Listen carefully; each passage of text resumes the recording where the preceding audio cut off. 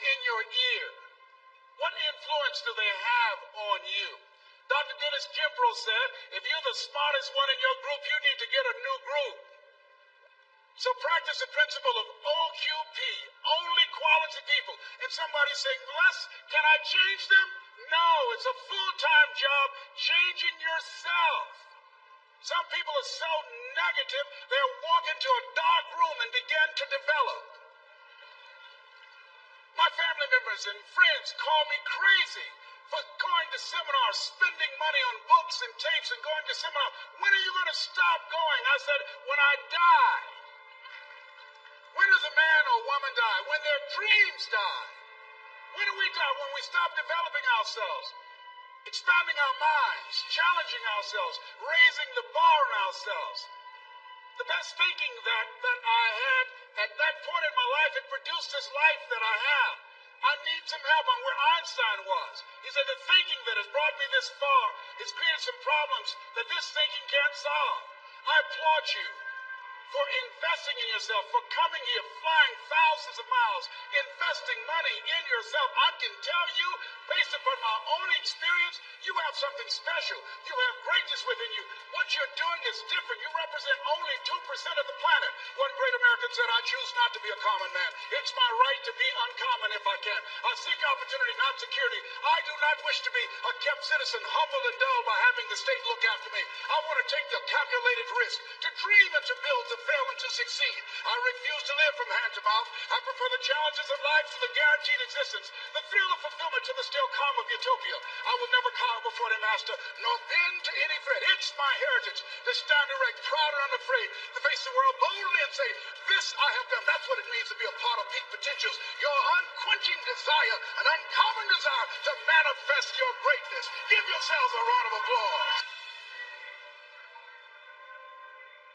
The other thing is you look at your goals and look at your dreams. Repeat after me, please. I will fail my way to success. Yes, part of the reason why we have to continue to work on ourselves and surround ourselves with quality people is because you're going to have a lot of failures. You're going to have a lot of disappointments. Maya Angelou said, and it's true, I found it in my case, that most people go so far in life and then they park. They stop dead in their tracks. Why? Because they take some hits. When you have a goal and dream, think it not strange that you're faced the fiery furnaces of this world. You will have tribulations. Things are going to happen to you. I was in pursuit of my dream, and all of a sudden, boom, I got hit. A person that I thought I would be with for the rest of my life, I thought was my soulmate. I went through a divorce. I was embarrassed. I was humiliated. How can I teach people how to live their dreams? And I wasn't able to make my marriage work. I questioned myself. I took another hit. My mother was diagnosed with breast cancer. Then I was diagnosed with prostate cancer. Then my best friend from the second grade, Alexander Wims, he was diagnosed with cancer of the liver. I took a hit, and life staggered me, and I parked. And I didn't turn on my emergency lights because I didn't want to call attention to myself. I didn't want anybody to come and say, hey, do you need a jump? No, I don't need a jump. I'm not out of gas. My battery is not dead. My heart is beating. I'm parked. Leave me be. I'm parked.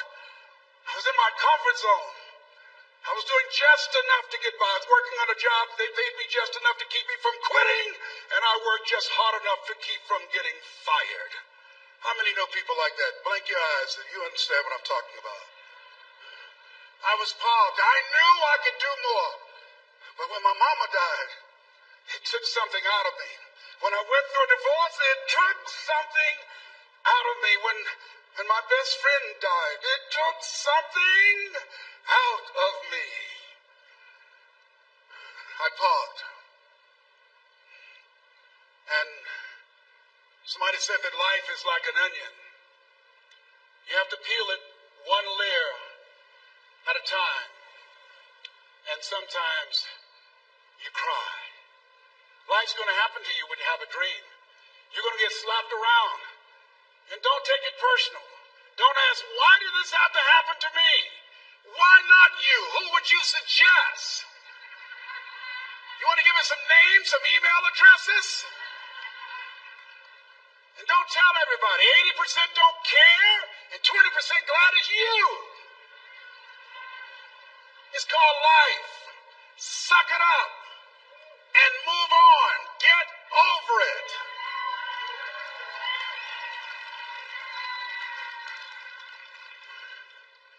It happens to everybody. Here's the other thing as you look at your goals and look at your dreams.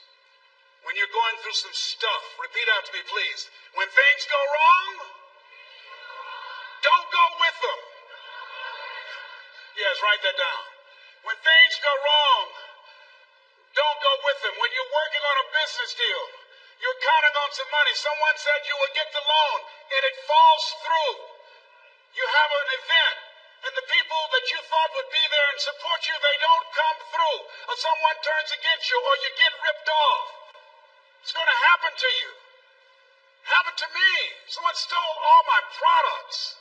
My database, over 180,000 names and addresses. It's not personal. It's going to happen to everybody. It does. 8 out of 10 millionaires have been financially bankrupt. Walt Disney had he filed bankruptcy 7 times and had 2 nervous breakdowns. It's called life. But I got a saying, when life knocks you down, try and land on your back, because if you can look up, you can get up. You've got the power in you to do that. You've got something special. You've got comeback power. Here's the other thing. Let us say together, it's possible. It's necessary. It's me. Yes, write that down. It's me. Take ownership for your life. Nobody can live your dream for you but you. Nobody's going to take care of your business like you. Stop coming up with excuses. Don't give yourself permission to continue to live a small life.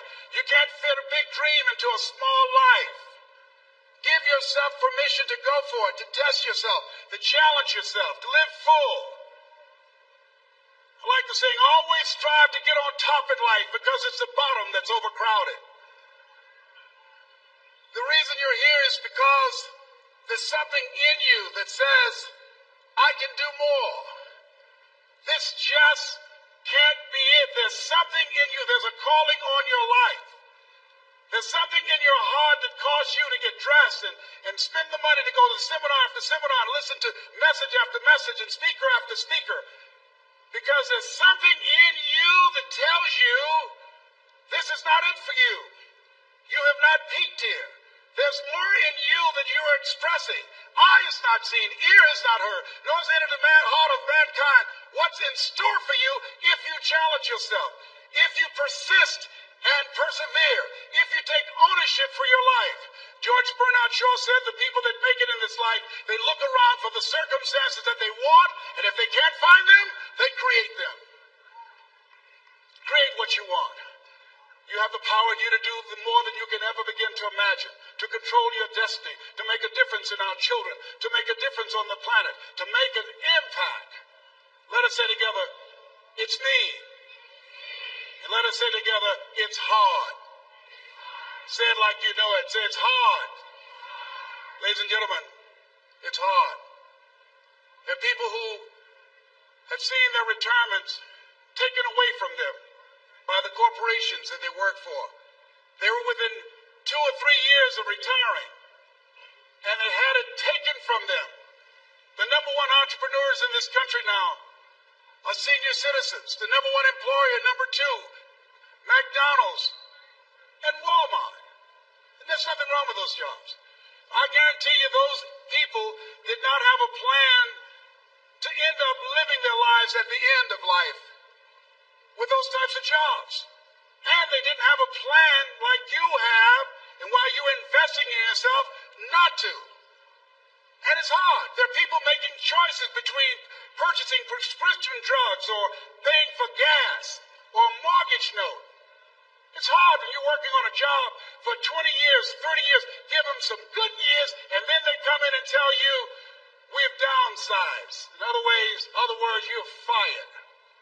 And then you have to start all over again. How many of you know it's hard? Raise your hands, please.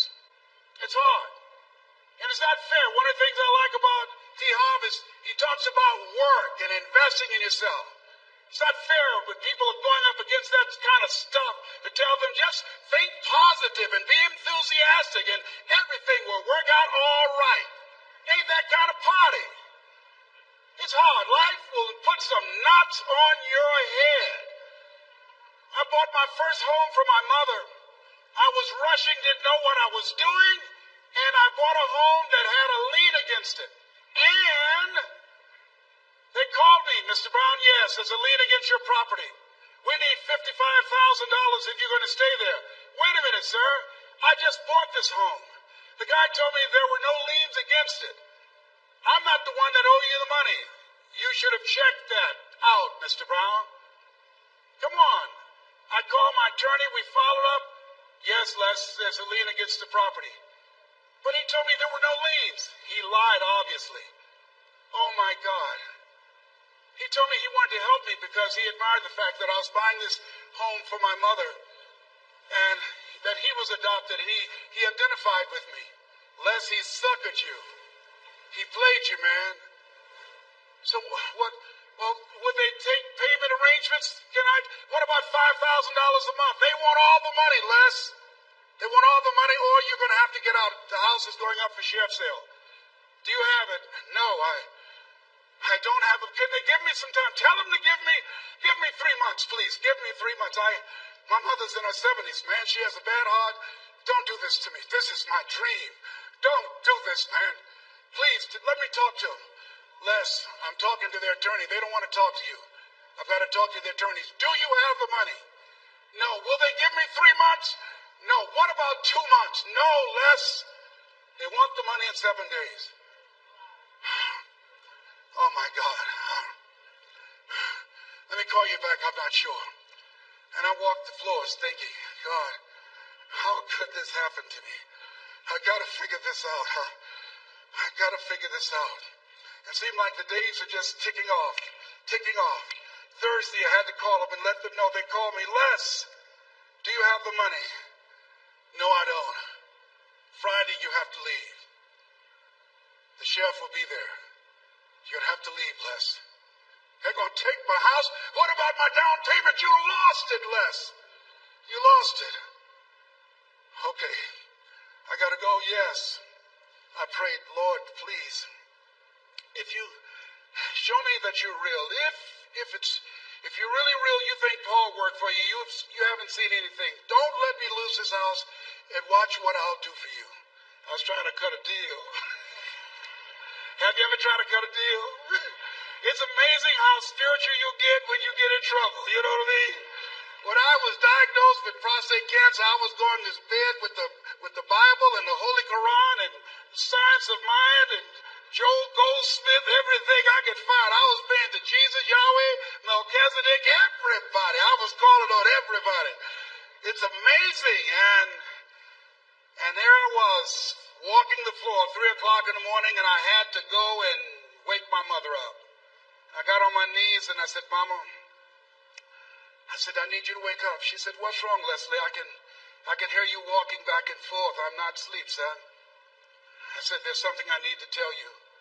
She said, your eyes are red. Why are your eyes red? Because I feel so stupid now. Why? We got to move tomorrow. Why, Leslie? There's a lien against the property, and they want $55,000, and I don't have it. And we're going to be set out tomorrow. We have to go back to Liberty City. So she said, it's okay. I don't like this house anyhow. I said, why? She said, because of my arthritic knees. It hurts my knees when I go up the steps. I said, and why didn't you tell me? Because you were so happy. I just said it because you were happy. I'll live in a shack with you, boy. I love you. It's not the house. I love you. I love all my children. I said, thank you, Mama. Thank you.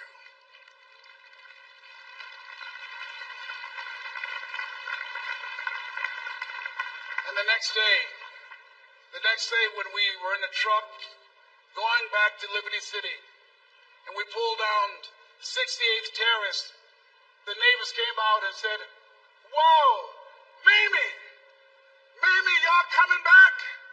Are you back? Yes. What happened to the home your boy bought for you? Those boys you adopted. Leslie didn't do a title search. He made a mistake. And boy, I was so humiliated. How have you ever made a mistake that you were just humiliated? Raise your hands. I was devastated. I was taking the furniture off the truck, and my mother came, and I was crying. And she said, boy, I said, yes, ma'am. She said, hold your head up. I said, Mama, I can't. She said, hold your head up. I said, why? Look what I've done. She said, it's okay. It's okay. You are going to make a lot of mistakes in life, young man. You're going to fail your way to success. You have nothing to be ashamed of. Keep your head up and take that furniture back in the house. I said, yes, ma'am. And I learned something from that. If you ever go through something, hold your head up. If you ever make a mistake, hold your head up. If you ever do something and everything goes wrong, life catch you on the blind side, hold your head up. It's not over. Goethe said, that which does not kill you will make you stronger. Hold your head up. Shake someone's hand on your right and left and say, hold your head up.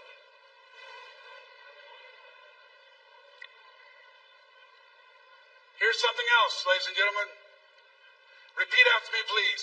You got to be hungry. Everybody together, you got to be hungry. I'll never forget Mr. Washington said, Mr. Brown, yes, sir. What do you want to do with your life, young man? I said, sir, I want to be a disc jockey. He said, Mr. Brown? I said, yes, sir. He said, you got to be hungry. I said, what do you mean by that? He said, people that are hungry are willing to do the things today others won't do in order to have the things tomorrow others won't have. People that are hungry are willing to invest in themselves. People that are hungry will go to seminars and workshops. People that are hungry are always searching, always seeking higher ground. So how do you want to make it? I said, I want to be a disc jockey. He says, good. Here's what to do. He said, I want you to read 10 to 15 pages of something positive every day. He said, you don't get in life what you want, you get in life what you are. You must program yourself to success. He said, I want you to listen to Earl Nightingale and Zig Ziglar. Listen, faith comes by hearing and hearing and hearing. He said, I want you to change your relationships. And I don't want you to ever lose your hunger. I said, what do you mean by that? He said, people that are hungry are unstoppable. People that are hungry are no matter what people. They make it happen no matter what. He said, I want you to listen to Paul Harvey. Who is he? He's the world's greatest communicator. Success leaves clues, young man. Always listen and follow people who are doing what it is you want to do at the level you want to do it and learn from them. I told T. Hobb when we were standing by the stage, I said, hey man, I want to work more with you. I want you to coach me. I want to learn from you. See, I found you're never too old to learn and you're never too young to teach. Always have a thirst for learning. So I listened to Paul Harvey every day on the radio. While in school, I would go out and listen in his car. He gave me his keys. I was working to develop myself. And I continued to listen to motivational messages, and he would take me to see the late Dr. Norman Vincent Peale, who wrote the book, The Power of Positive Thinking. I toured with him before he passed. You have something special. You have greatness within you. Don't allow your circumstances to determine who you are. Don't allow your negative thoughts to hold you back. You have something special. You can do more than you can ever begin to imagine. Dr. Peale was an incredible man. I admired him when he spoke. He gave me goosebumps. I can feel him in my heart. And I never forget, we were coming back to the school, and Mr. Washington said, Mr. Brown, yes, sir. When Dr. Peale spoke, you didn't move. When he spoke, you were hanging on every word.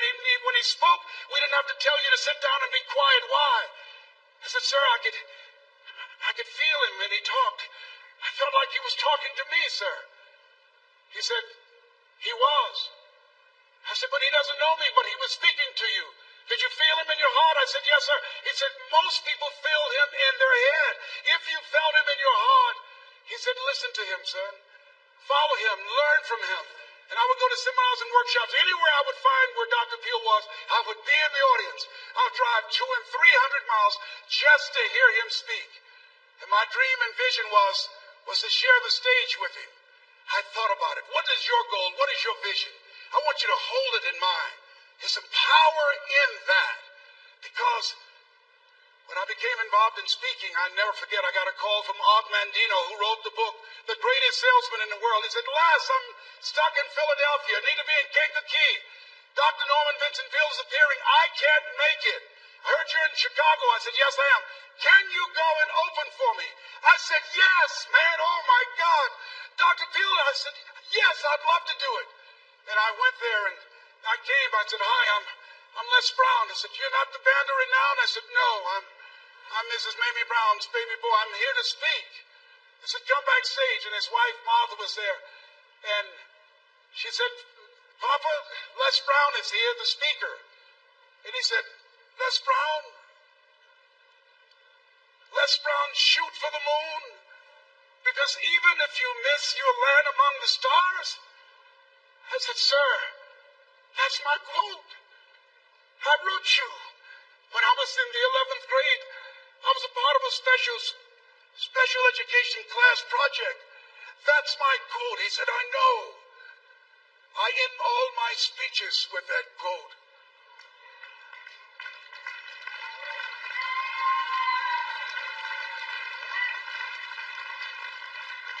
And Dr. Peale had a great sense of humor. A young man was backstage, and I had so many questions to ask him, and my mind froze up, and the young guy said, Dr. Peale, how old are you? And he was up in age. He said, Sonny, I'm 92. The young man looked at him and said, I don't know if I want to live to get 92. He said, that's because you've never been 91.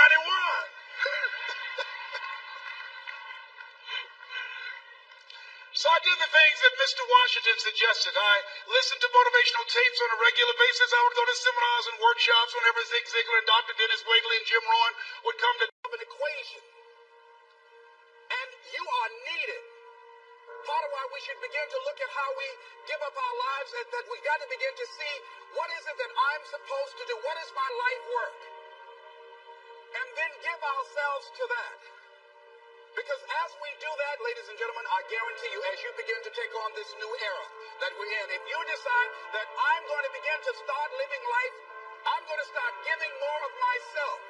I'm going to start putting out more, contributing more to life. Here's what's going to happen, ladies and gentlemen. I guarantee you that life will take on a whole new meaning for you. I guarantee you that life takes on a whole new dimension. That you'll be happier. You have a greater sense of happiness and fulfillment in life. That now you will begin to take off on some new paths to some newer horizons. That you'll begin to see life totally different than most people. You can either live your dreams or live your fears. And I think the majority of people actually are not living their dreams, but are living their fears. So I want to ask you a question. What are your fears? What are you afraid of? What are you scared of? Because we all have fears, don't we? We all have something that's blocking us, that's holding us back. And as we begin to look at life, what we realize is that the reason that most people are not living out their true potential, are not doing all of the things that they would really like to do, is because of fear. Some people call fear false evidence or expectations appearing real. I'm reminded of the story of a guy that was living in an area where he had some new neighbors, and these neighbors had a bulldog. And when he came home every day, this bulldog used to chase him about a half a block from his house. Every day, he would have to streak home. I mean, he would just run. This bulldog would be right on his heels. And so he just got tired of that, because he would go home about a half a block away from home. He would look around for this bulldog, and he wouldn't see him. And he would go walking casually along, and this bulldog come out of nowhere, woo, and start chasing him. He'd run home. So this one day, he just got tired. And so when the bulldog was running after him, he started running. He saw a rock and he stopped to pick it up to throw at the bulldog. And when the bulldog got up on him, he started barking. He realized the bulldog didn't have any teeth in his mouth. Then he started chasing the bulldog. If you don't get all away from it, because the most the bulldog could have done is gum, you know. And so, you know what? Most people go through life running scared. Running scared from things that have no teeth in them. Because they're false expectations appearing real.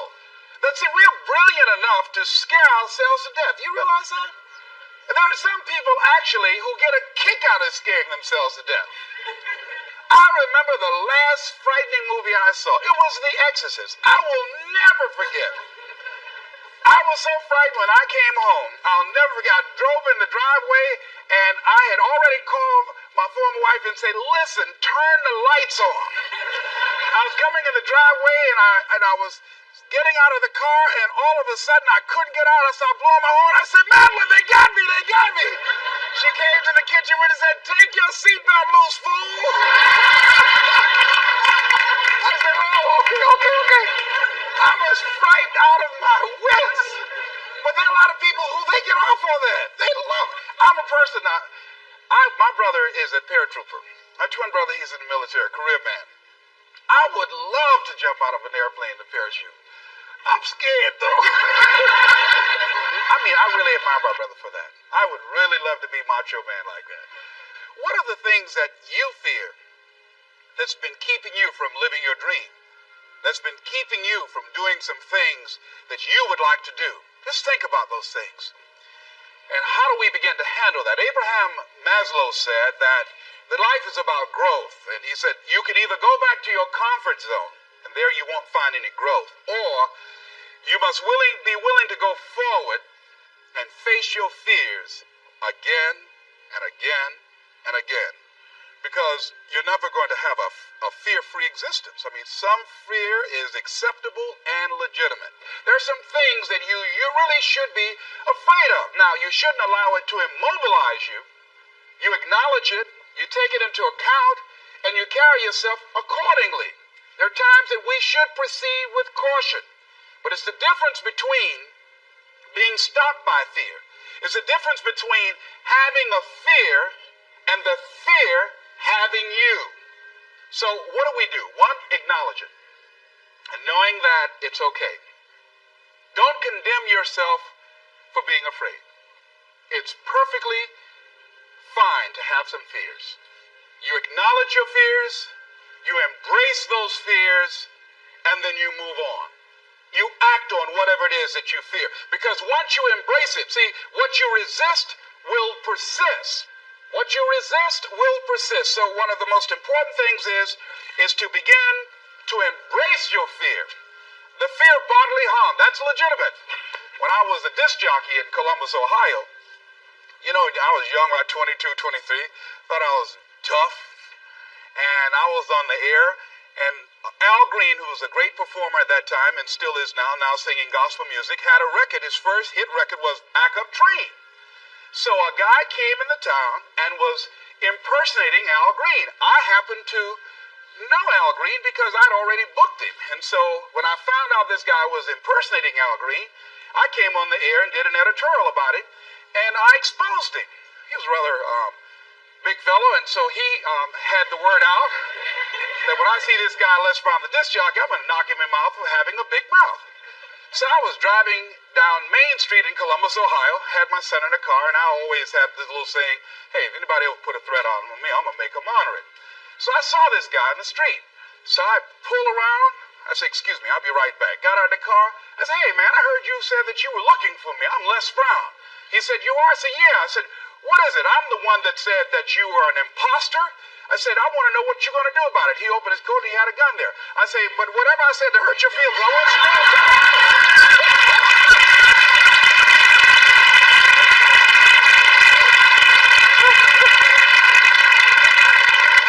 Acknowledge your fears, carry yourself accordingly, and do what makes sense for you. Well, one major fear I've always had is a fear of the dentist. And fear had me. I didn't have that fear. And what really reinforced it, you got to watch things that can feed your fear. I saw a movie that most people would not remember. This movie was starring Dustin Hoffman. It's called The Marathon Man, with Laurence Olivier. When he's trying to get a confession out of him. And he took this drill out.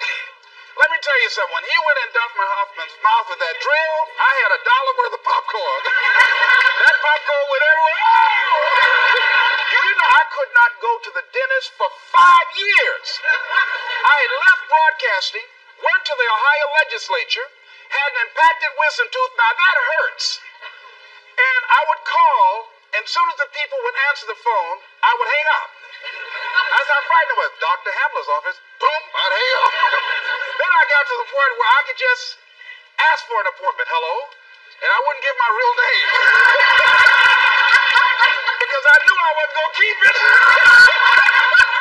I'd give anybody's name, Joe Jiggly Jim, it didn't matter. But pretty soon I got to the point where I could give my name. It was about 4 years after that, you know. So my name is Les Brown. Then I would call back and say, look here, due to my legislative agenda, I won't be able to make it. So the lady finally said on the phone, she said, you're scared, aren't you?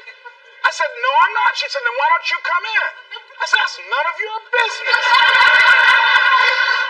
She said, you're not coming in because you're scared. I wish you just would not waste our time. And she hung up. I said, you have no right to do that to people like me, you know. So finally, to make a long and short of it, I was hurting so bad, I said, wait a minute, I've got to do something. And I said, what am I afraid of? Go there and handle it. I said, man, Dr. Hamler, I just can't hear this drill. I mean, if you can do whatever, I don't need to hear this drill, that sound. You know, that's what gets me, that drill. Don't pull that drill out on me. He said, just calm down, calm down. And it wasn't really bad as I thought it was. One of the things you find out that when you face your fears, it's not as bad as you think it is. And when people tell you, I just can't do it, I can't handle it, I mean, really, I can't handle it, what they're envisioning is that they're not going to be it. They're going to clock out like you're going to die. And guess what? We all had occasions when we confronted our fears, we had to do something we felt uncomfortable with, we didn't want to do it, and we did not die. They didn't come take us and put us in a box somewhere. Am I right? So what we've got to begin to do, how do we handle that? What's the process? Because it's all up in here. One, I think, is imagine the worst case scenario. I just imagine that he went in my mouth and with this drill and that I just croaked out. Then I imagine, that's the worst case scenario.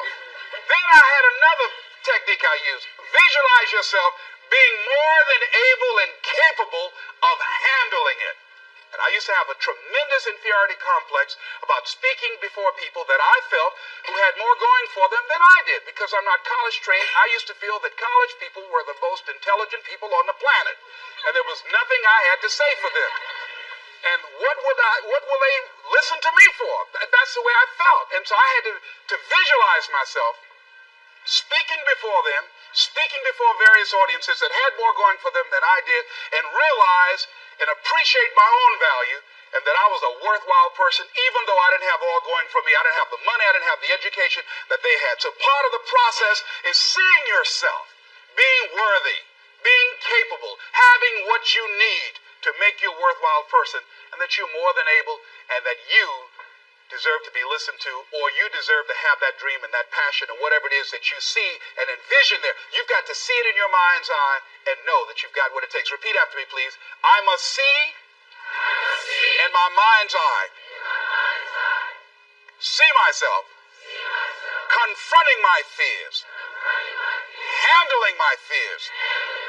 I'm more than able. Shake somebody's hand on your right and left and say, you got the right stuff.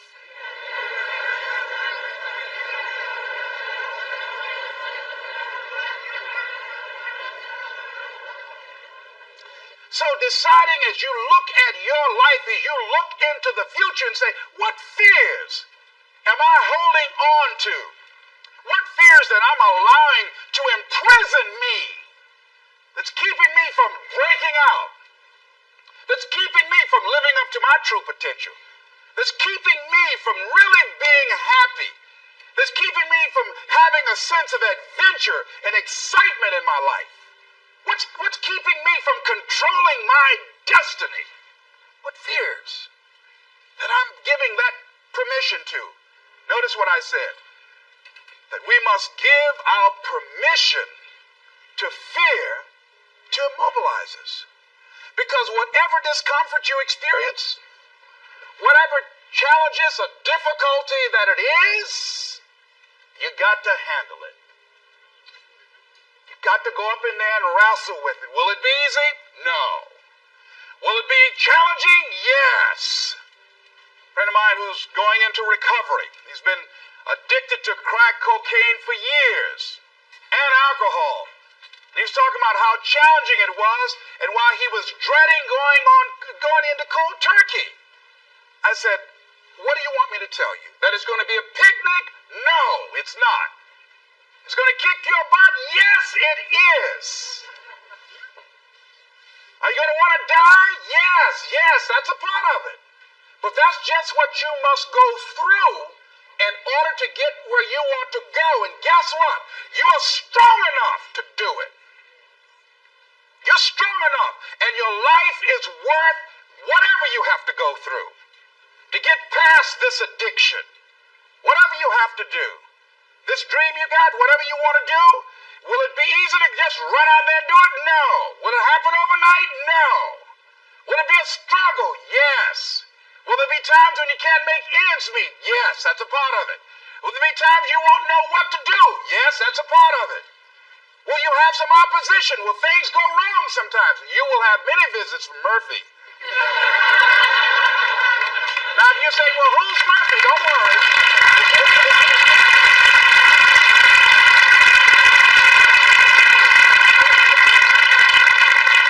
Somebody must have told us someplace along the line, I don't know where, but somebody must have told people, oh, life is going to be real easy. No. If they told you that, I've got a special announcement. They lied. I'll never forget.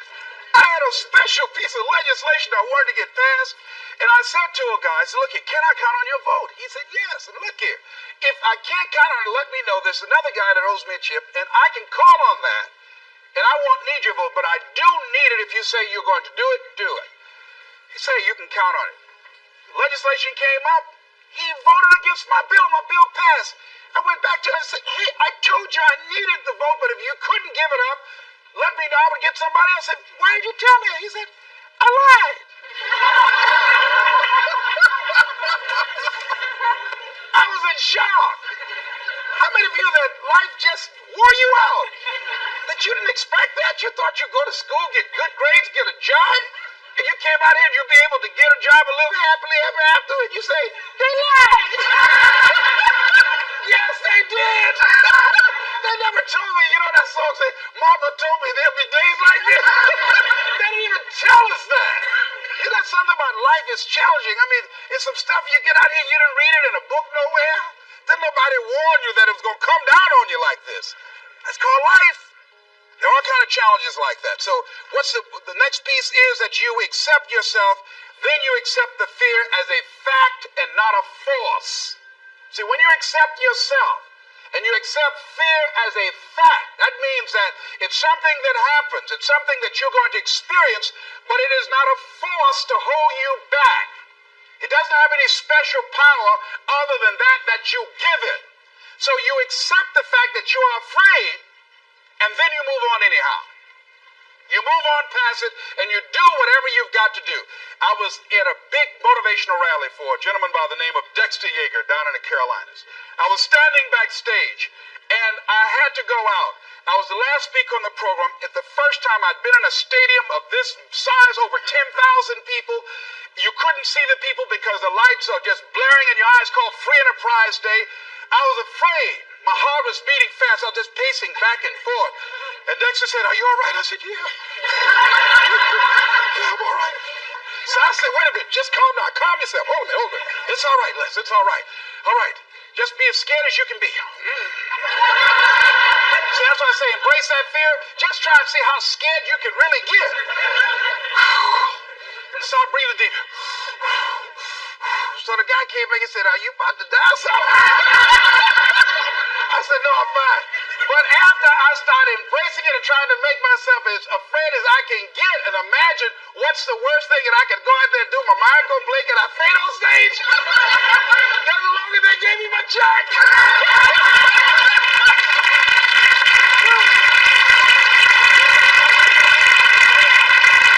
But once I started laughing at myself, I started talking to myself and said, you know you scared today. And I said, I just calmed myself down. And I went out there and I cooked. And that's what you got to do. I had another experience where I was at a major corporation and it was one of my first major presentations I was going to do for this corporation. And I had 4 other presenters that had large firms. And one of the things that you've got to do is you've got to watch your inner conversation and discipline your thinking and your imagination, because if you don't, your mind will take you on a wild trip. So my mind said, hey, Les. I said, what? These guys are going to wipe you out. You can't compete with them. Because I heard these guys sitting over across from me, and they were talking about all that they had going for them. And so I started doubting myself, and I became afraid, and I was thinking, well, maybe I shouldn't go in there. And so I knew then, and this is what I suggest to you, sometimes you got to talk to yourself. Talking to yourself, you know, could be a good exercise. It might be the only intelligent conversation you ever get. So I got up and I went to the bathroom. I started talking to myself, said, Les Brown, let me tell you something. What do you care about these guys and their firms and all their money? You got 6 children you've got to feed. You got a mama you've got to take care of home. You ain't got nothing to lose.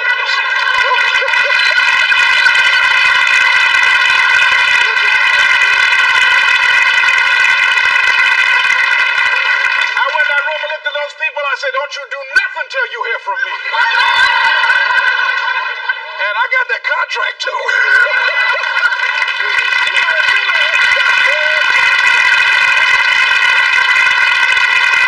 So when you have your lower self talking to you, telling you what you can't do, part of what you've got to do is be your own motivator. And you can't talk casually to yourself. You can't stand around and sit down. You must calm down now. No, that subconscious mind won't hear that. You've got to have a good conversation to yourself. Hey, and answer yourself too. Don't pay these people any attention. You answer yourself, hey, what you gonna do? I'm going there and get off. All right, very good. Go in there and take care of business. You've got to talk to yourself, and you build yourself up, and you'll feel your energy level coming up, and people will feel that around you. See, now, if you go through life being afraid, people can sense that. They can pick up that fear. So that's why you've got to stand up inside yourself. I'm reminded of the little boy that was on a bus, and some bigger fellows were picking at him, you know. And so he wanted to move from by them. They were thumping him on the head. And so he stood up just to get from by them, and they would push him back down. And he would stand up again. They push him back down. And he stood up again. They pushed him down, held him down. He said, you might hold me down, but I'm standing up inside myself. And that's what you got to do in life. See, when you are not filling your life with the things that you are capable of doing, see, we all have some stuff that we've been given. And I don't think that it's optional for us to sit on what we have. See, if you're sitting on what you have, what you've been given, and I think everybody's been given something to bring to the planet, that only you can do that, only you can perform that, only you can initiate that activity. And if you don't do that, if you're not filling in your life with your life work or your mission, then there are gaps in your life. And what we do when we're not living out our true identity, we begin to fill the gaps. We fill the holes with garbage.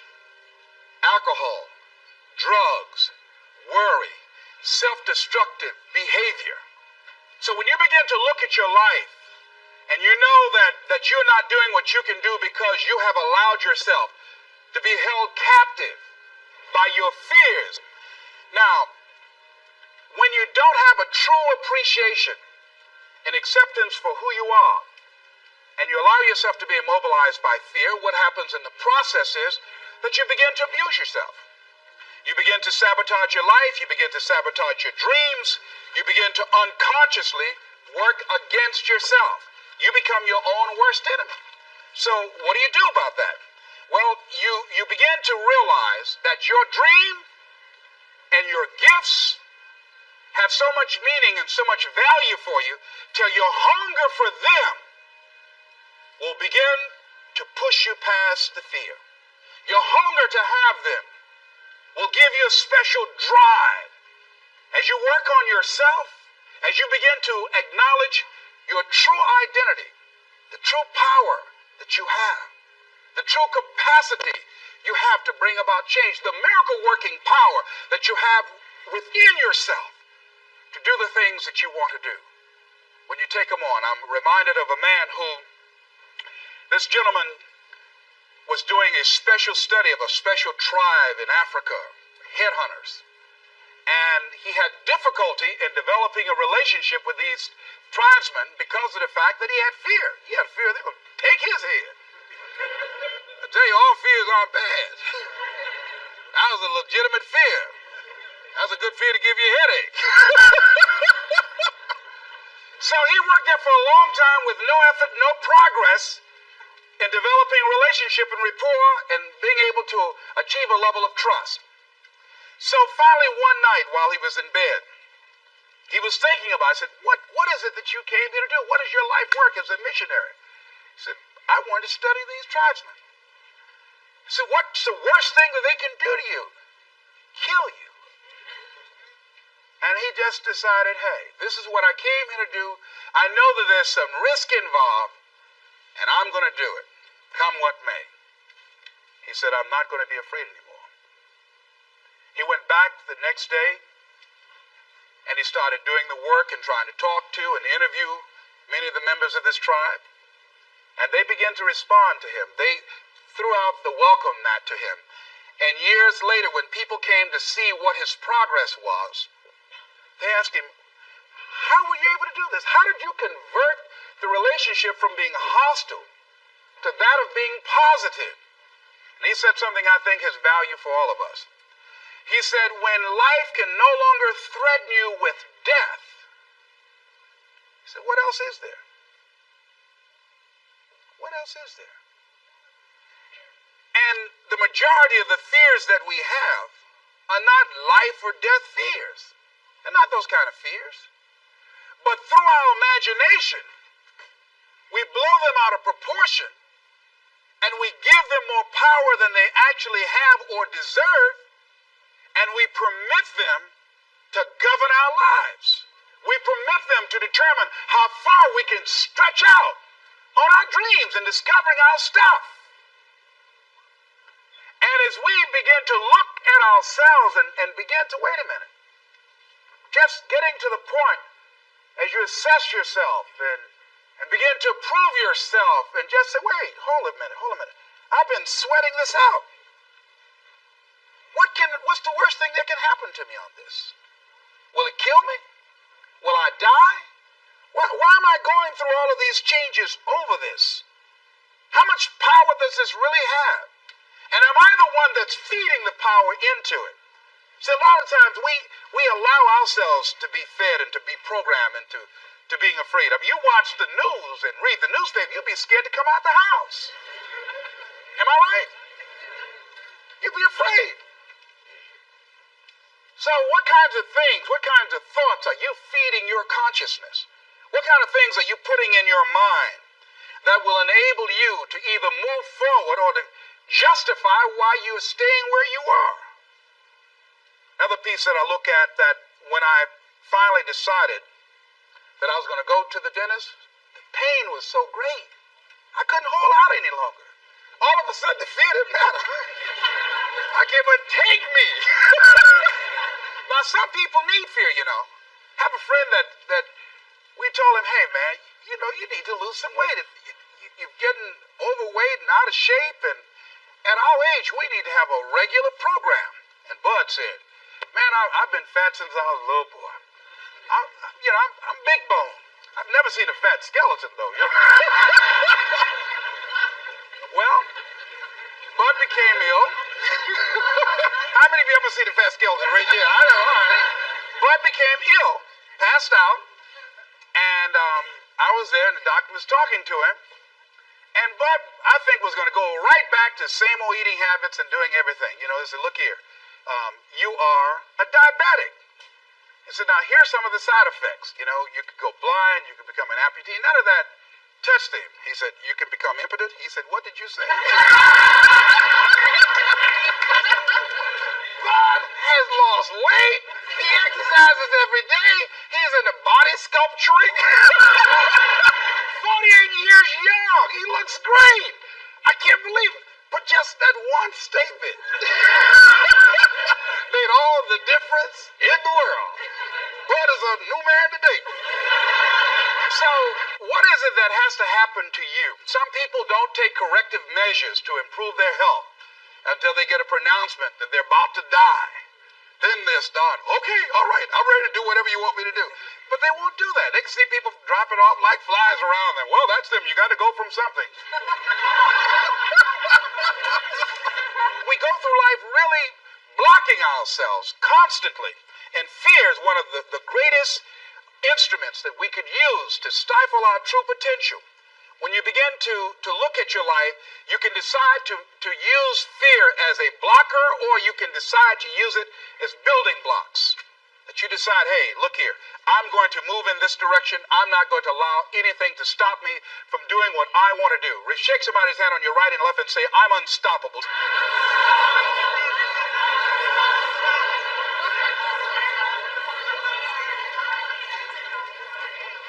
See, when you begin to understand and acknowledge your fear, and you go forth anyhow, you go forth in a spirit and a knowing that there's a way that you can begin to handle this. There's a way out here somewhere. There's a solution. What it is that you're seeking. That you have the capacity to whatever comes up, to handle it, to face it. And rather than feeling powerless, you begin to feel powerful. See, when all of the major downsizings that are taking place around this country, there are a lot of people who are biting their fingers in fear that they might lose their jobs. But there are few people who have decided within themselves, I'm going to make it. Some people aren't waiting to be cut. Some people are moving on their own because they feel within themselves, I've got what it takes to make it. They're not afraid about tomorrow because of how they see themselves, because of what they feel that they deserve, because of what they feel that they can create for themselves. Because these people have decided, as they look at the future, as they look at themselves, there's a way. Where there's a will, there's a way for me to begin to create a way out of no way. And when you have that kind of consciousness, when you have that kind of spirit, nothing can stop you. Nothing. What would your life be like as you look toward the future if you decided, I'm not going to allow my fears to stop me? What would your life be like? What would your future be like if you decided to want that which you desire so strongly that it prepares you past your fears, that you experience the fear, as the one book says, feel the fear and do it anyway? What would your life be like? And I'm saying to you that all of us who have been entombed by fear have the capacity to resurrect ourselves and to resurrect our dreams. All of us have the capacity to that.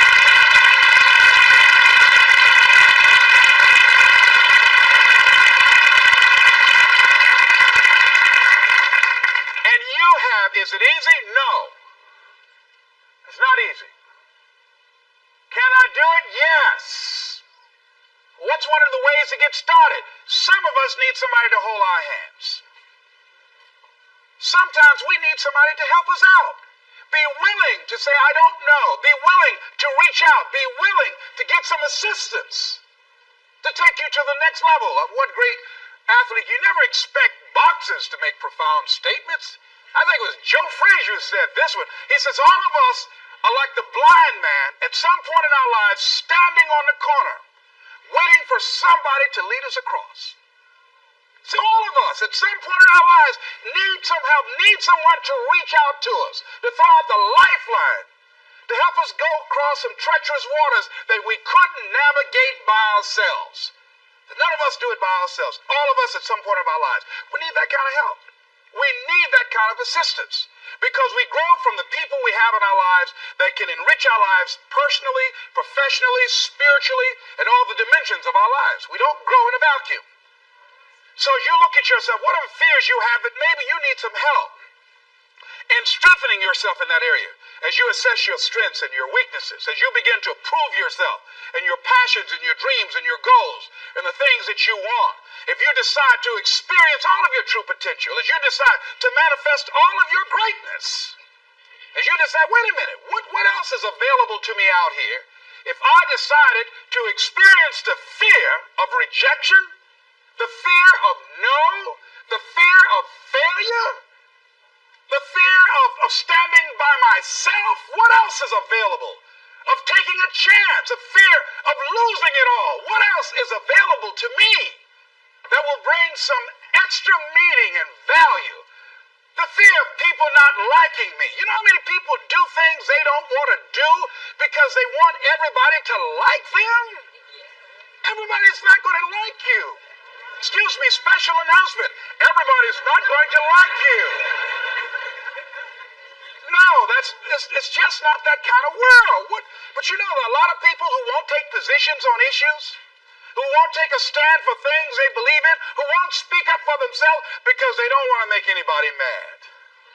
Oh, it was Bill Cosby. He said, I don't know what the secret of success is. He said, but here's what I know what the secret of failure is.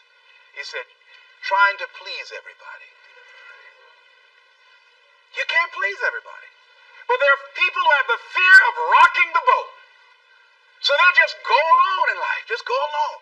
Well, how do you feel? Well, I don't really want to say. How many of you know people like that? Raise your hand. These people aren't living life. They're not truly experiencing life.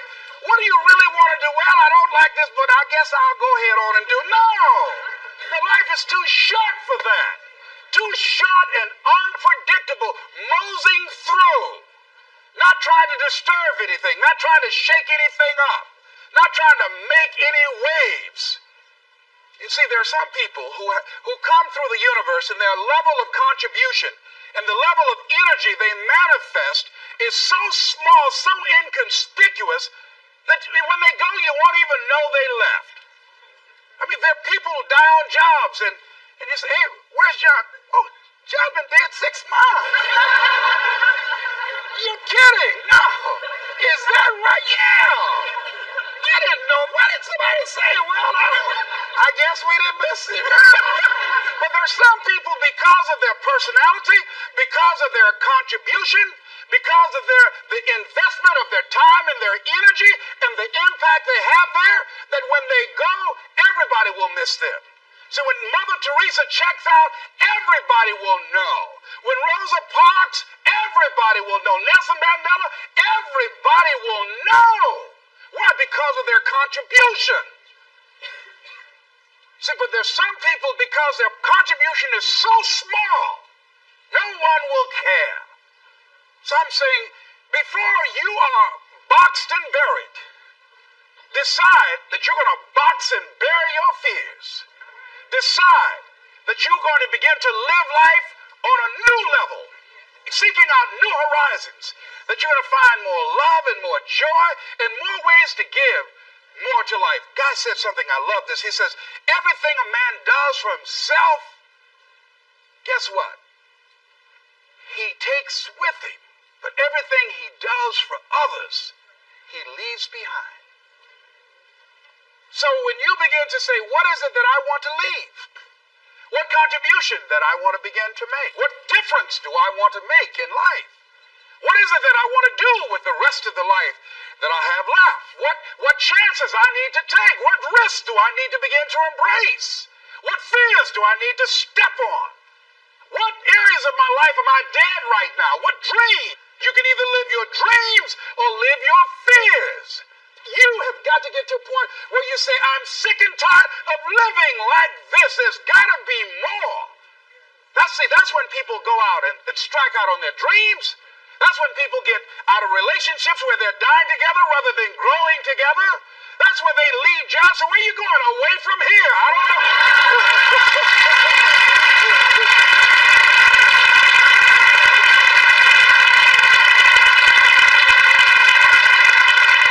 you have another job? No, I don't.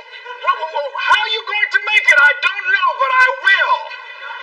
See, you will when you put yourself in that kind of situation. I'm reminded of two frogs that were hopping down the road, and they fell into a bottle of milk. And one was hopping up and down for a while, and he drowned. He just gave up. But this other frog just kept on kicking. He wouldn't give up. He just kept on kicking. And pretty soon he churned that milk into butter, and he walked on out.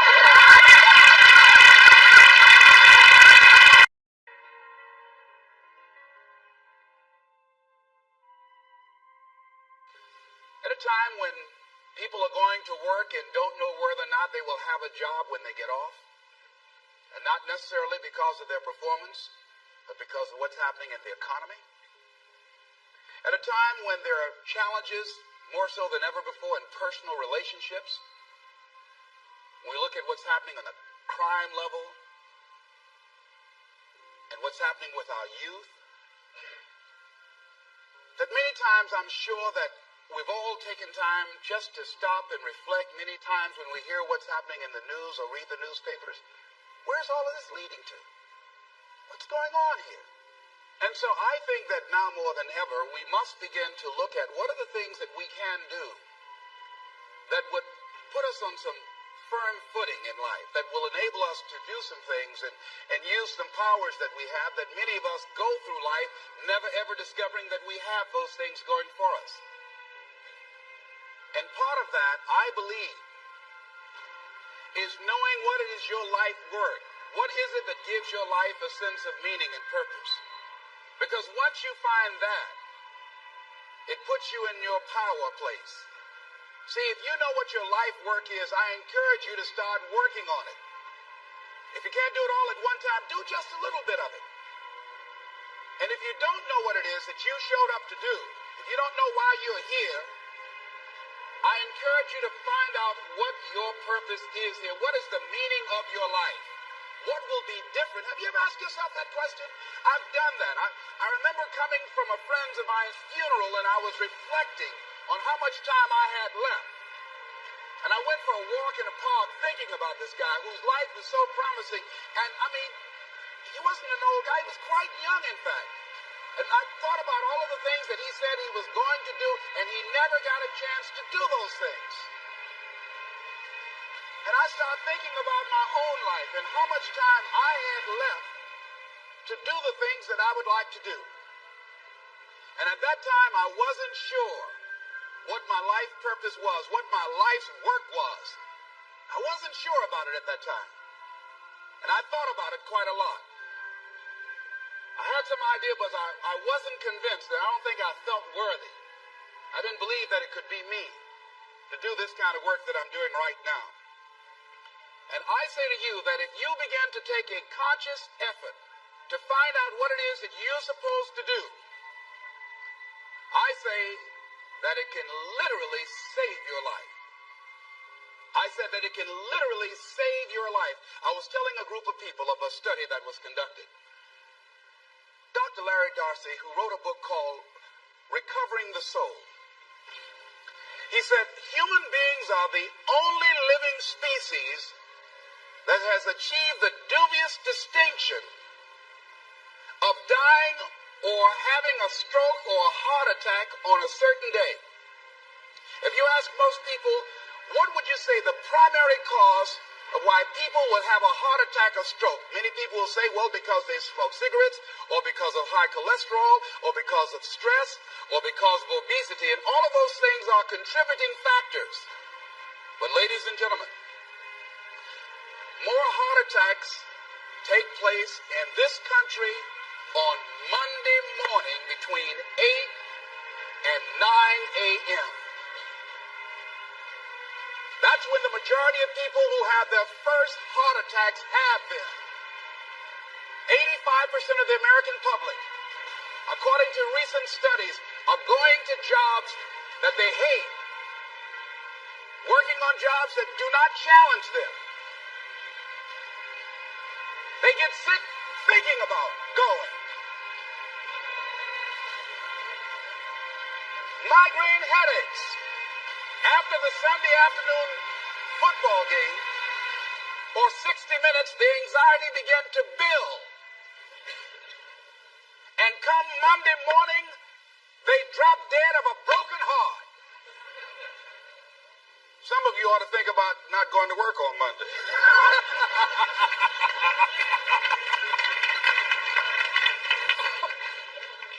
Think about that.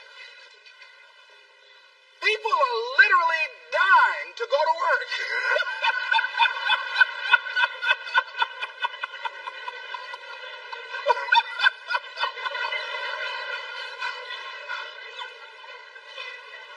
Because, see, when you go to a job and you already know how far you can go, you can already see that proverbial glass ceiling.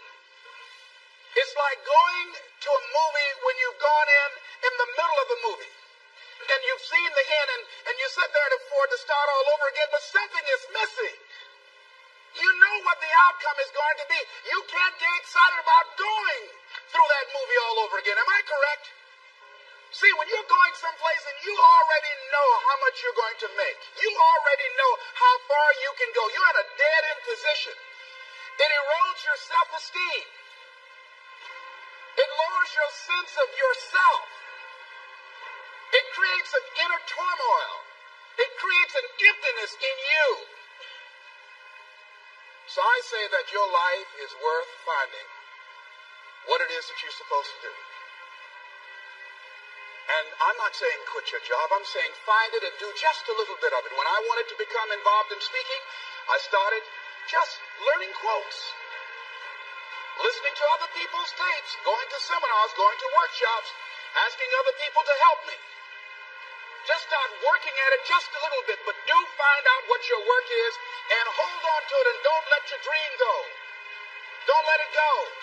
See, and here's something else I want you to begin to look at. Why is it that most people don't pursue their dreams or don't do better than what they're doing if they're capable of doing it? I think that many of us don't go the next step because we don't know what to do yet. And I say that the reason that we don't even explore the possibility of what to do is because subconsciously we don't believe that it can happen for us and we don't believe that we deserve it. So here's what I'm suggesting. How much time do you spend working on you? How much time do you spend every day working on your dream? In the last 90 days, how many books have you read? In the last year, what new skill or knowledge have you acquired? What kind of investment have you made in you? So I'm saying that as you begin to look at where you want to go, if you want to make it today, and things are changing so fast, you have to literally run to stand still.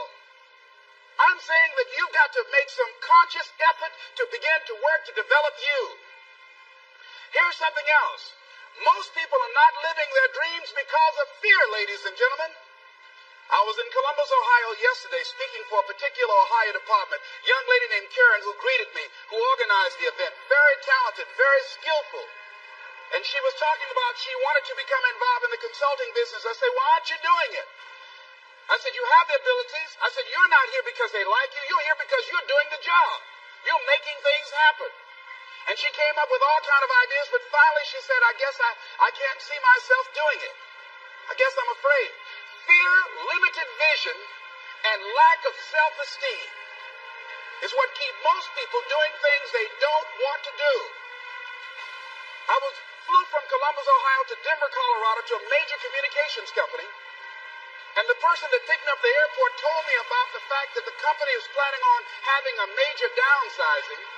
And they offered some of the employees there an early retirement, and some of them will earn as much as $300,000. And they said, this is the last time that you can take this offer. If you don't do it when we have the downsizing, you might be among those who will lose their jobs, and all you will get is your severance pay. And only 50% of the people who were eligible to take the $300,000 took it. The others were afraid to take a chance on themselves. The The others couldn't see themselves beyond that company. They couldn't see life after that company. The same reason that people stay in relationships where they're abused or they're unhappy or it's unfulfilling. They can't see themselves beyond that relationship. They can't see themselves enjoying life without that person. They think that this is all that they can do. The same reason that people get stuck at a certain level in life. They can't see things being better for them. And they think that this is it and this is all they deserve. This is all they've ever seen. It's been passed on to them. And they think that this is it for them. Oh no. I was looking what Dr. Blanton, Smalley Blanton, who is a colleague of Dr. Norman Vincent Peale, what he said about fear. He said, fear is the most subtle and destructive of all human diseases. Ladies and gentlemen, fear kills dreams. Fear kills hope. Fear put people in the hospital. Fear can age you. Fear, ladies and gentlemen, can hold you back from doing something that you know within yourself that you're capable of doing, but it will paralyze you. And it seems like you're in a hypnotic spell. And I ask you a question, what is the benefit? What's the benefit of allowing fear to hold you back? What's the benefit of giving up on yourself, of not stepping out on life and taking life on? What is the benefit for you? What's the plus in that? It's one of the things I had to ask myself. So I didn't want to make any mistakes. I wanted everybody to like me. I wanted to be perfect the first time I did something. It's not going to happen. You're going to make some mistakes. You're going to hurt some folks' feelings. You're going to create some enemies. Whenever you decide that you want to begin to take life on, you've got to ask yourself, how long am I going to allow this to hold me back? I like what Zig Ziglar says. He said, fear is false evidence appearing real. That is an illusion that we create in our mind. It is a state of mind that can be changed. So let's look at how we can begin to take some steps to restructure that fear, to begin to expand our visions of ourselves, to begin to increase our self-esteem. Webster said that self-esteem means confidence and satisfaction in oneself. Look at your life right now. Whatever you've done up to this point in time, your life is working. Whatever you have produced, it came out of you as a result of the kind of person that you have become. It's a result of your choices. It's a result of your consciousness. Now you have to ask yourself, are you satisfied with what you have produced? Is this what you want? Would you like for things to be better than this? Do you believe that you deserve better than this? Or are you content? This is it. You don't have to do anything else. That you already resign yourself in life and say, well, I'm happy. I'm not starving like the people in Calcutta. Are you allowing yourself to get off the hook like that?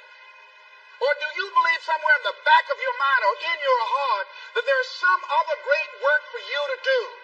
There's something else that life has for you. And that's why you're here. How do we handle this fear factor? How do we increase our self-esteem? You have to begin to fortify yourself. How do we do that? I believe that you have to begin to consciously monitor your inner conversation and start talking to yourself. Start building yourself up. Sometimes the only good things you will hear about you are the things that you say to you.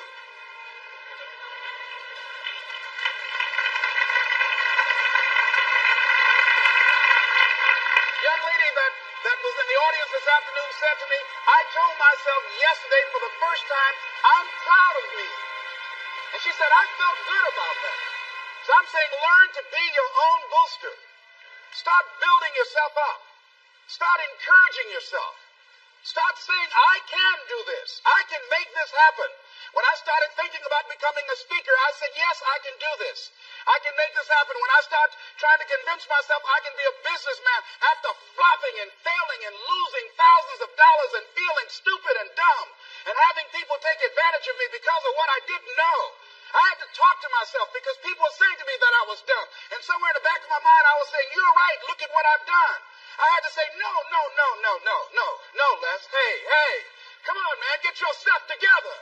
You can handle this. You just haven't figured it out yet. It's all right. This is your training period. This is the tuition you have to pay for what you don't know. You can do this. Other people have done it. It doesn't take an Einstein. Get you some people that can teach you some stuff that you don't know. Get you some people that have done it successfully and learn from them. Take some seminars, workshops, read some books on how to manage a business. Change the way you see yourself and begin to tend to the personal details. Understand that nobody's going to take care of your business better than you.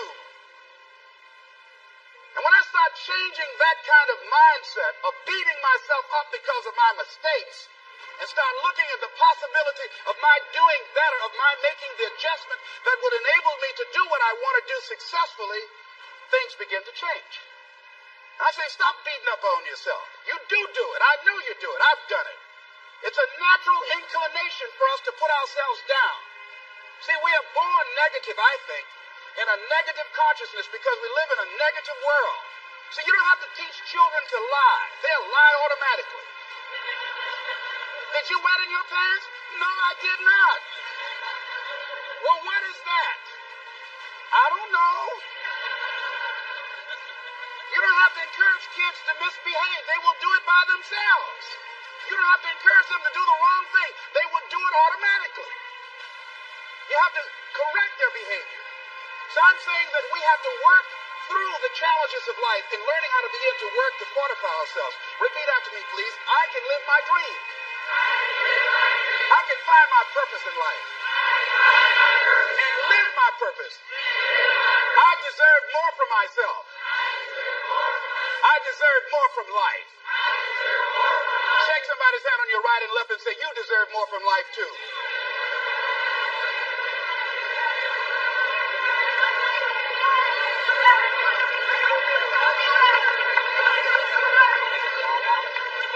Here's some other things, ladies and gentlemen. Begin to guard your mind against negative programming, like turn off the television. Don't watch the news. Don't watch it.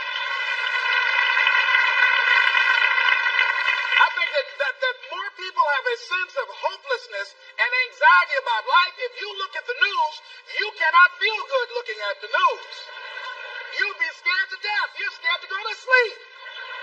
I mean, it turns your power down. You've got to be conscious of that. Don't pick up the newspaper and read it. No. Just try this. Just experiment with yourself. Now, if your job depends upon you knowing certain things, let somebody tell you just about those things. But start filtering the stuff you allow to come in your mind. You know that song you used to have? Said, don't let nobody bring you no bad news. I tell my staff, look here, don't tell me any bad news while I'm on the road. Let me handle it tomorrow. I don't like anybody to tell me any bad news at night before I go to sleep. I can't do anything about it anyhow. Why let me go to sleep with that on my consciousness? No, and my staff, they know that. Say, let it wait till tomorrow. And I have a period of time. Tell me bad news between 10 o'clock and 12 noon. After I prayed and meditated and read my books, I'm fortified, I'm ready to handle it. I deal with it, and I'm out of there, and I'm going on to something else. So you've got to guard the kinds of things that you put in your mind. See, if you don't program your mind will be programmed because human beings are goal-oriented. That's why we die of broken hearts early. That's why we're running through life to early grades. We're going through life, ladies and gentlemen. And I think that Henry David Thoreau said that most men live in quiet desperation.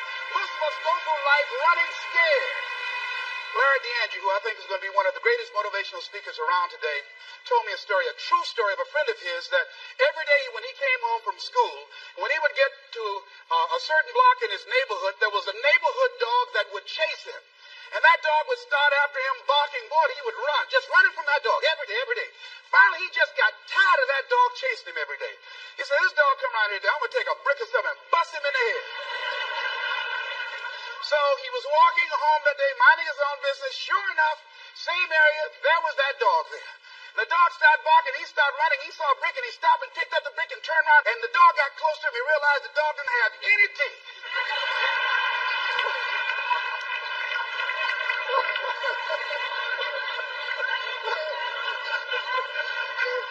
He said he put the brick down and said, get on out my way. And ladies and gentlemen, all our lives, many of us go through life running from things that ain't got no teeth to do us any harm.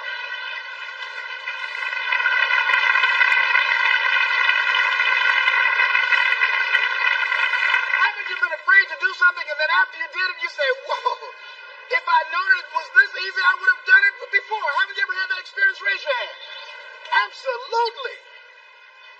So we created this in our minds, false evidence appearing real. We made it real in our minds. That's why Churchill said there's nothing to fear but fear itself. That's the destructive monster. So turn off things that can contribute to your fear. Turn a deaf ear to people that all they can do is talk about how negative things are because they have bought into the consciousness of the world. Start attending workshops, seminars, listening to tapes on a daily basis to begin to recondition your mind, to retrain your thinking. Faith comes by what? Hearing and hearing and hearing. Listen to things that can empower you, that can enable you to create a new reality for yourself, and a new life for yourself. You might appear to be strange around most people. You know, most people think you're strange if you're happy today. People say, how you doing? I said, better than good. Whoa, what's wrong with him? Just go around smiling and watch people. Look at this. There's a weird guy over here. Because most people don't smile. Watch them. Look at their faces in the morning. Here we go, another Monday morning. How you doing? Haven't had my coffee yet. Don't ask me. See, these people have not found their purpose in life. That's why they're grumpy. That's why they're miserable. That's why they're so negative. They're hurting and they want to hurt other people. So start practicing using programs for your mind. Seminars, books, workshops. Keep a journal. Record your thoughts. What's happening with you? Every day when you get up, have a journal near you. I use a Jack Boland journal so that I can write down my ideas. I keep it by my bed so I can write down my thoughts. See, ladies and gentlemen, we get 3 to 4 thoughts a year that if we would act on those thoughts, they could change our life. Don't say, well, I'll remember that. No, write that thought down. I got a thought today. I wrote down. A friend of mine is in the hospital. His morale is low. They're talking about amputating his foot. He's got to feel very bad. So I said, you know, I'm not only am I going to see him, but I can't be there with him all the time. I said, I'm going to create a tape for him that he can listen to that will heighten his level of morale. We told him the other night, don't go to surgery. You are depressed. Your energy level is down. No, tell him not now. Don't do it now. In fact, most doctors who have any sense of awareness don't perform surgery on patients that are in a state of fear, that don't think they will make it. They wait till they're in a different state of mind. So I said, what about making tapes for people that are facing physical challenges? I said, that's a good idea. All right?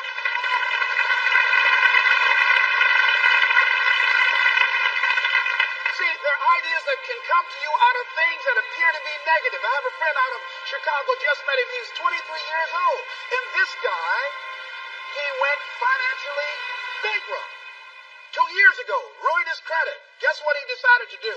He found a blessing in it. He wanted to restore his credit. It was very challenging, very difficult. And he realized that a lot of other people during these particular times are ruining their credit. So now he started a credit repair business.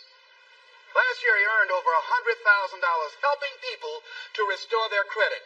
I met a young lady who attends this church, that she was at her father's funeral and she was putting flowers on her father's grave, and she looked around and saw the other grave sites. They did not look well groomed and they were not attended to on a regular basis. She started a grave site maintenance business. Out of that tragedy, something positive has come out of it. And now she's earning more money doing that than on her present job. What idea are you sitting on? Write your ideas down. And then, once you get that idea, take the leap. Hello? Take the leap. See, a lot of people get the ideas and just walk around with them. Have you ever had an idea and all of a sudden you looked around and somebody had that idea and gone with it? Think you're going to be going with my hospital idea. Forget that, buddy. We will be out there together, Jack. Take the leap. See, it's out here in the universe. If you don't take the plunge, I guarantee you, somebody else will. Take the plunge. Go into action. And ladies and gentlemen, you will be surprised at how things will come together. You'll be surprised. Now, you're going to have some difficult challenges. I can tell you that now. Be aware of that. Things are not going to work out exactly right. For a time they will, sometimes. And that's when life is just playing a game with you. I want you to feel good and relax. And then after a while, say, okay, the honeymoon's over now.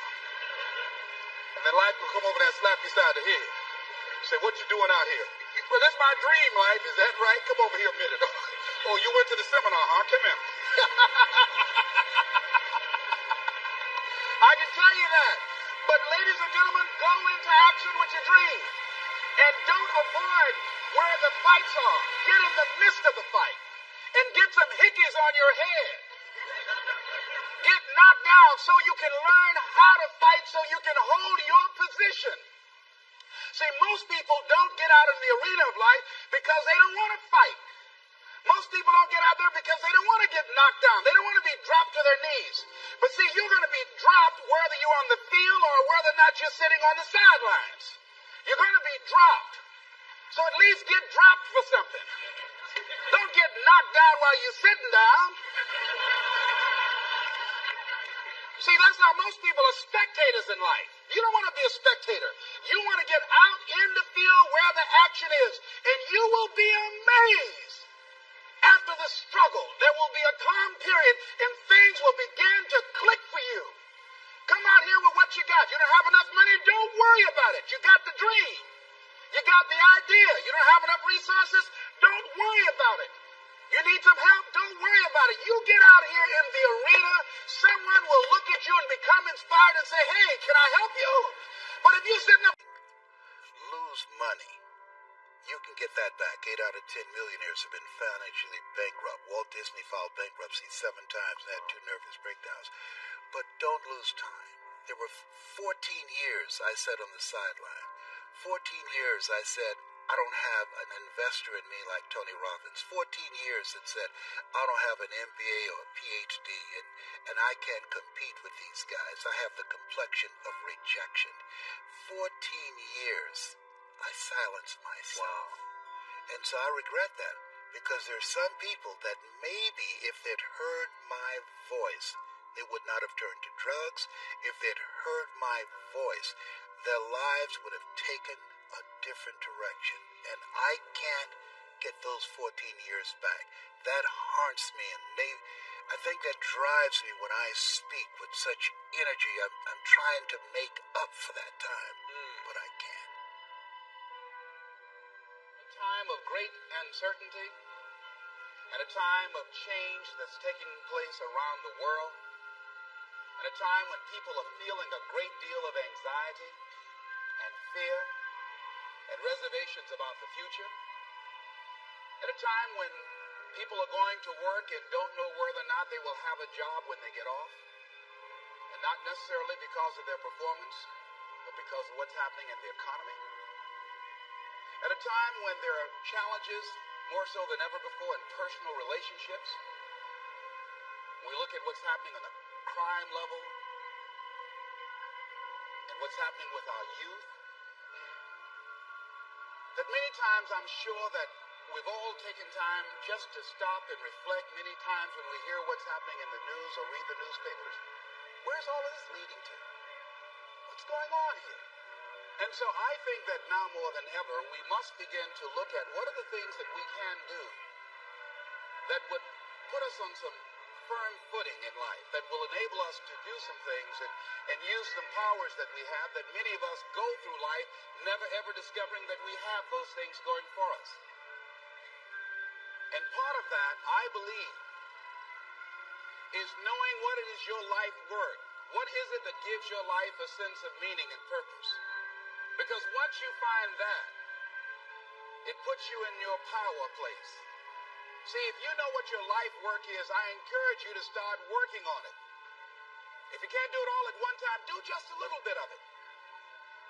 And if you don't know what it is that you showed up to do, if you don't know why you're here, I encourage you to find out what your purpose is here. What is the meaning of your life? What will be different? Have you ever asked yourself that question? I've done that. I remember coming from a friend of mine's funeral, and I was reflecting on how much time I had left. And I went for a walk in a park thinking about this guy whose life was so promising. And I mean, He wasn't an old guy. He was quite young, in fact. And I thought about all of the things that he said he was going to do, and he never got a chance to do those things. And I started thinking about my own life and how much time I had left to do the things that I would like to do. And at that time, I wasn't sure what my life purpose was, what my life's work was. I wasn't sure about it at that time. And I thought about it quite a lot. I had some idea, but I wasn't convinced. That I don't think I felt worthy. I didn't believe that it could be me to do this kind of work that I'm doing right now. And I say to you that if you begin to take a conscious effort to find out what it is that you're supposed to do, I say that it can literally save your life. I said that it can literally save your life. I was telling a group of people of a study that was conducted. Dr. Larry Darcy, who wrote a book called Recovering the Soul, he said, human beings are the only living species that has achieved the dubious distinction of dying or having a stroke or a heart attack on a certain day. If you ask most people, what would you say the primary cause of why people will have a heart attack or stroke? Many people will say, well, because they smoke cigarettes, or because of high cholesterol, or because of stress, or because of obesity, and all of those things are contributing factors. But ladies and gentlemen, more heart attacks take place in this country on Monday morning between 8 and 9 a.m. That's when the majority of people who have their first heart attacks have them. 85% of the American public, according to recent studies, are going to jobs that they hate, working on jobs that do not challenge them. They get sick thinking about going. Migraine headaches. After the Sunday afternoon football game, or 60 minutes, the anxiety began to build. And come Monday morning, they drop dead of a broken heart. Some of you ought to think about not going to work on Monday.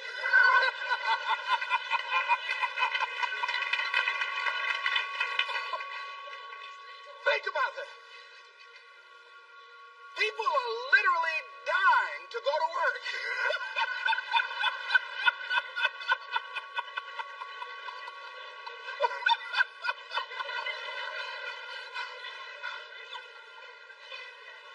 Because, see, when you go to a job and you already know how far you can go, you can already see that proverbial glass ceiling. It's like going to a movie when you've gone in the middle of the movie. And you've seen the end, and you sit there for it to start all over again, but something is missing. You know what the outcome is going to be. You can't get excited about going through that movie all over again. Am I correct? See, when you're going someplace and you already know how much you're going to make, you already know how far you can go, you're in a dead-end position. It erodes your self-esteem. It lowers your sense of yourself. It creates an inner turmoil. It creates an emptiness in you. So I say that your life is worth finding what it is that you're supposed to do. And I'm not saying quit your job. I'm saying find it and do just a little bit of it. When I wanted to become involved in speaking, I started just learning quotes, listening to other people's tapes, going to seminars, going to workshops, asking other people to help me. Just start working at it just a little bit, but do find out what your work is and hold on to it and don't let your dream go. Don't let it go. See, and here's something else I want you to begin to look at. Why is it that most people don't pursue their dreams or don't do better than what they're doing if they're capable of doing it? I think that many of us don't go the next step because we don't know what to do yet. And I say that the reason that we don't even explore the possibility of what to do is because subconsciously we don't believe that it can happen for us, and we don't believe that we deserve it. So here's what I'm suggesting. How much time do you spend working on you? How much time do you spend every day working on your dream? In the last 90 days, how many books have you read? In the last year, what new skill or knowledge have you acquired? What kind of investment have you made in you? So I'm saying that as you begin to look at where you want to go, if you want to make it today, and things are changing so fast, you have to literally run to stand still. I'm saying that you've got to make some conscious effort to begin to work to develop you. Here's something else. Most people are not living their dreams because of fear, ladies and gentlemen. I was in Columbus, Ohio yesterday speaking for a particular Ohio department. A young lady named Karen who greeted me, who organized the event. Very talented, very skillful. And she was talking about she wanted to become involved in the consulting business. I said, why aren't you doing it? I said, you have the abilities. I said, you're not here because they like you. You're here because you're doing the job. You're making things happen. And she came up with all kind of ideas, but finally she said, I guess I can't see myself doing it. I guess I'm afraid.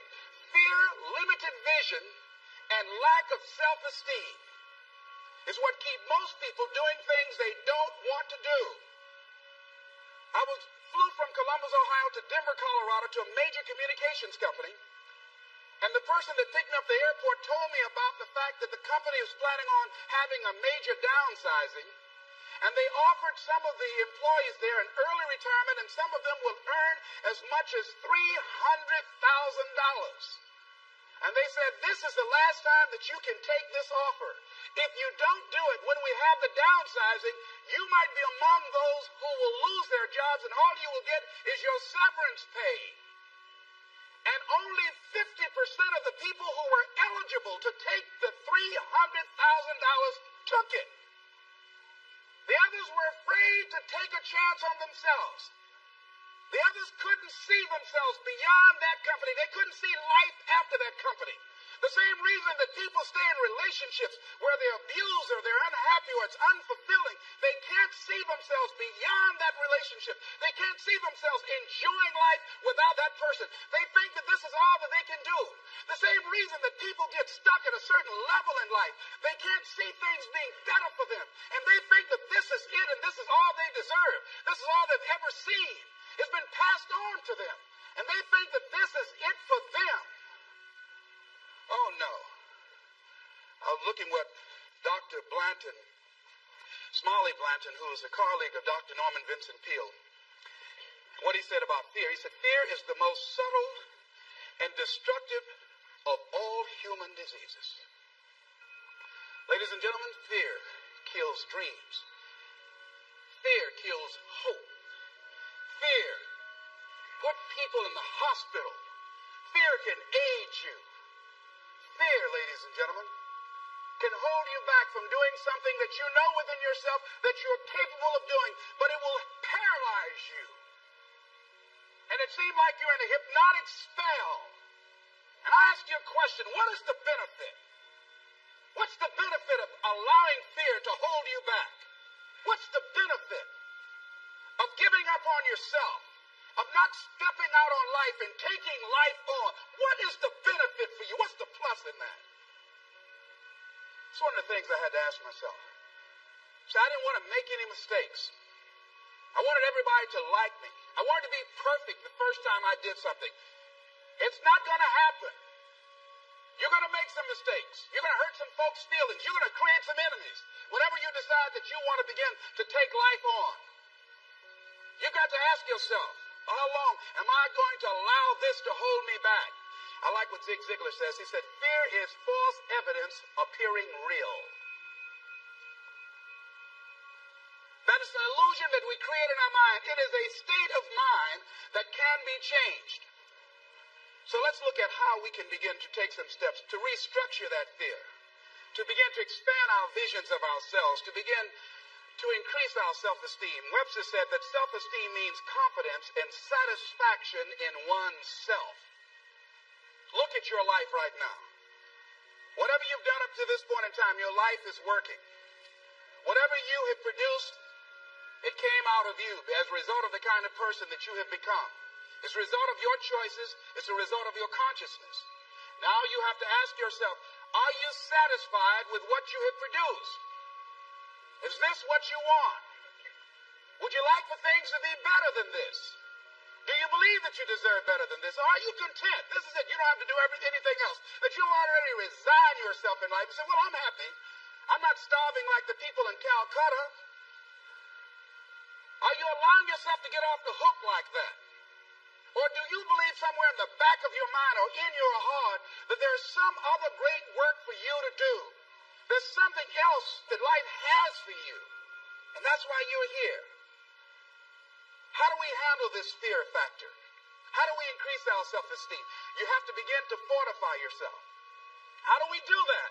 I believe that you have to begin to consciously monitor your inner conversation and start talking to yourself. Start building yourself up. Sometimes the only good things you will hear about you are the things that you say to you.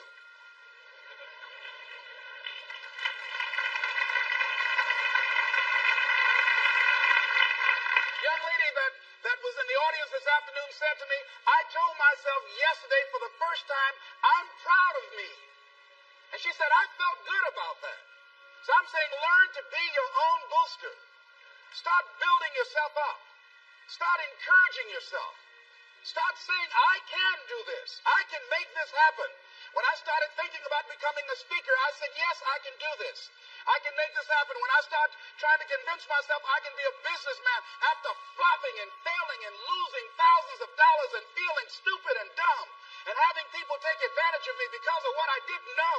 I had to talk to myself because people were saying to me that I was dumb. And somewhere in the back of my mind, I was saying, you're right, look at what I've done.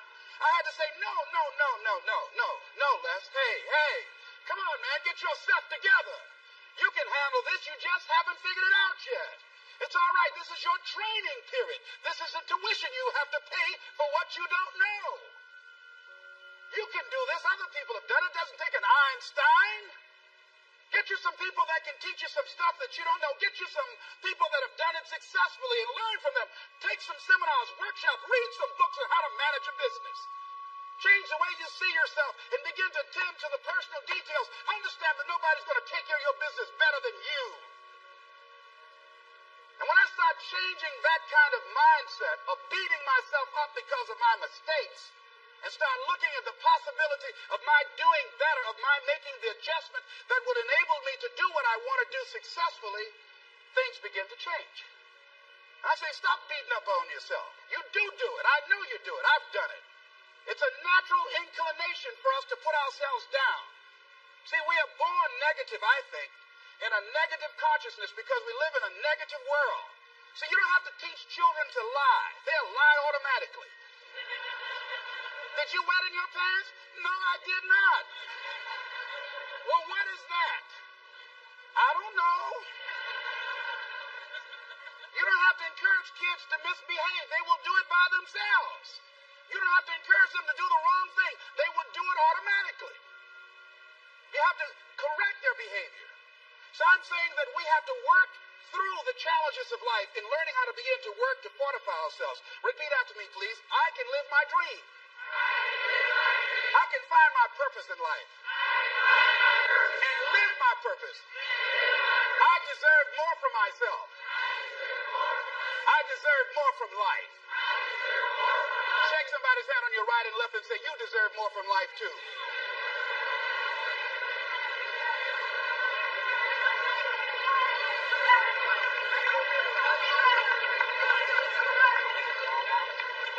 Here's some other things, ladies and gentlemen.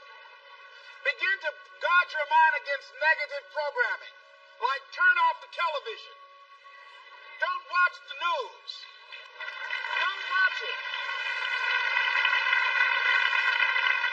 I think that more people have a sense of hopelessness and anxiety about life. If you look at the news, you cannot feel good looking at the news. You'll be scared to death. You're scared to go to sleep. I mean, it turns your power down. You've got to be conscious of that. Don't pick up the newspaper and read it. No. Just try this. Just experiment with yourself.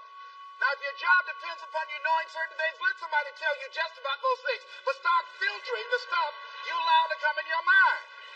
You know that song you used to have? Said, don't let nobody bring you no bad news.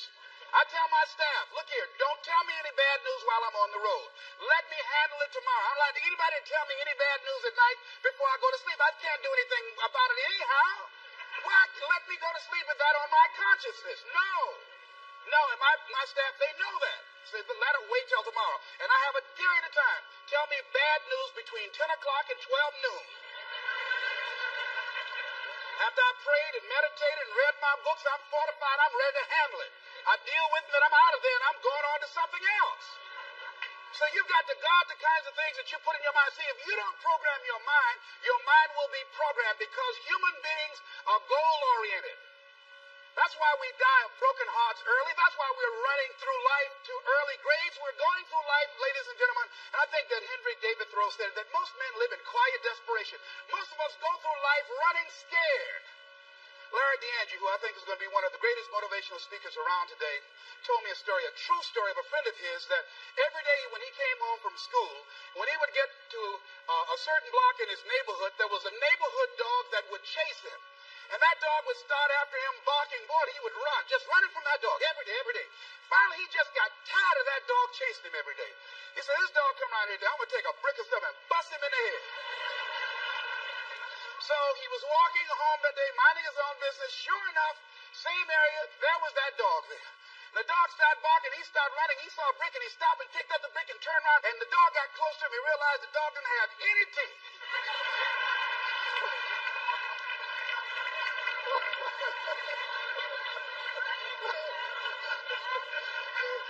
He said he put the brick down and said, get on out my way.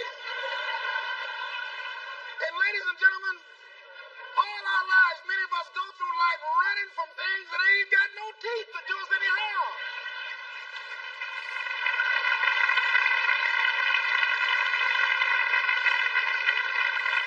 Haven't you been afraid to do something and then after you did it, you say, whoa, if I'd known it was this easy, I would have done it before. Haven't you ever had that experience? Raise your hand. Absolutely.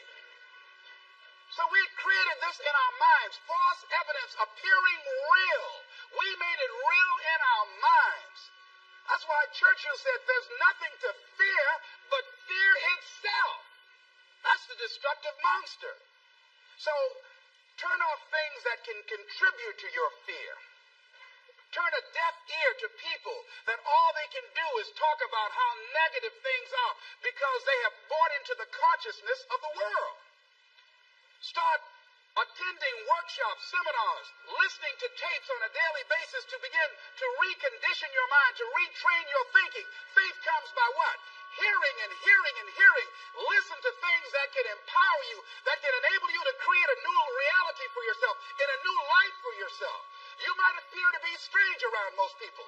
You know, most people think you're strange if you're happy today. People say, how you doing? I said, better than good. Whoa, what's wrong with him? Just go around smiling and watch people. Look at this. This is a weird guy over here. Because most people don't smile. Watch them. Look at their faces in the morning. Here we go, another Monday morning. How you doing? Haven't had my coffee yet. Don't ask me. See, these people have not found their purpose in life. That's why they're grumpy. That's why they're miserable. That's why they're so negative. They're hurting and they want to hurt other people. So start practicing using programs for your mind. Seminars, books, workshops. Keep a journal. Record your thoughts. What's happening with you? Every day when you get up, have a journal near you. I use a Jack Boland journal so that I can write down my ideas. I keep it by my bed so I can write down my thoughts.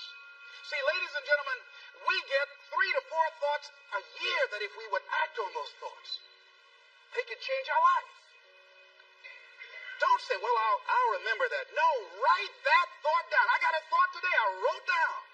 A friend of mine is in the hospital. His morale is low. They're talking about amputating his foot. He's got to feel very bad. So I said, you know, I'm not only am I going to see him, but I can't be there with him all the time. I said, I'm going to create a tape for him that he can listen to that will heighten his level of morale. We told him the other night, don't go to surgery. You are depressed. Your energy level is down. No, tell him not now. Don't do now. In fact, most doctors who have any sense of awareness don't perform surgery on patients that are in a state of fear, that don't think they will make it. They wait till they're in a different state of mind. So I said, what about making tapes for people that are facing physical challenges? I said, that's a good idea. All right?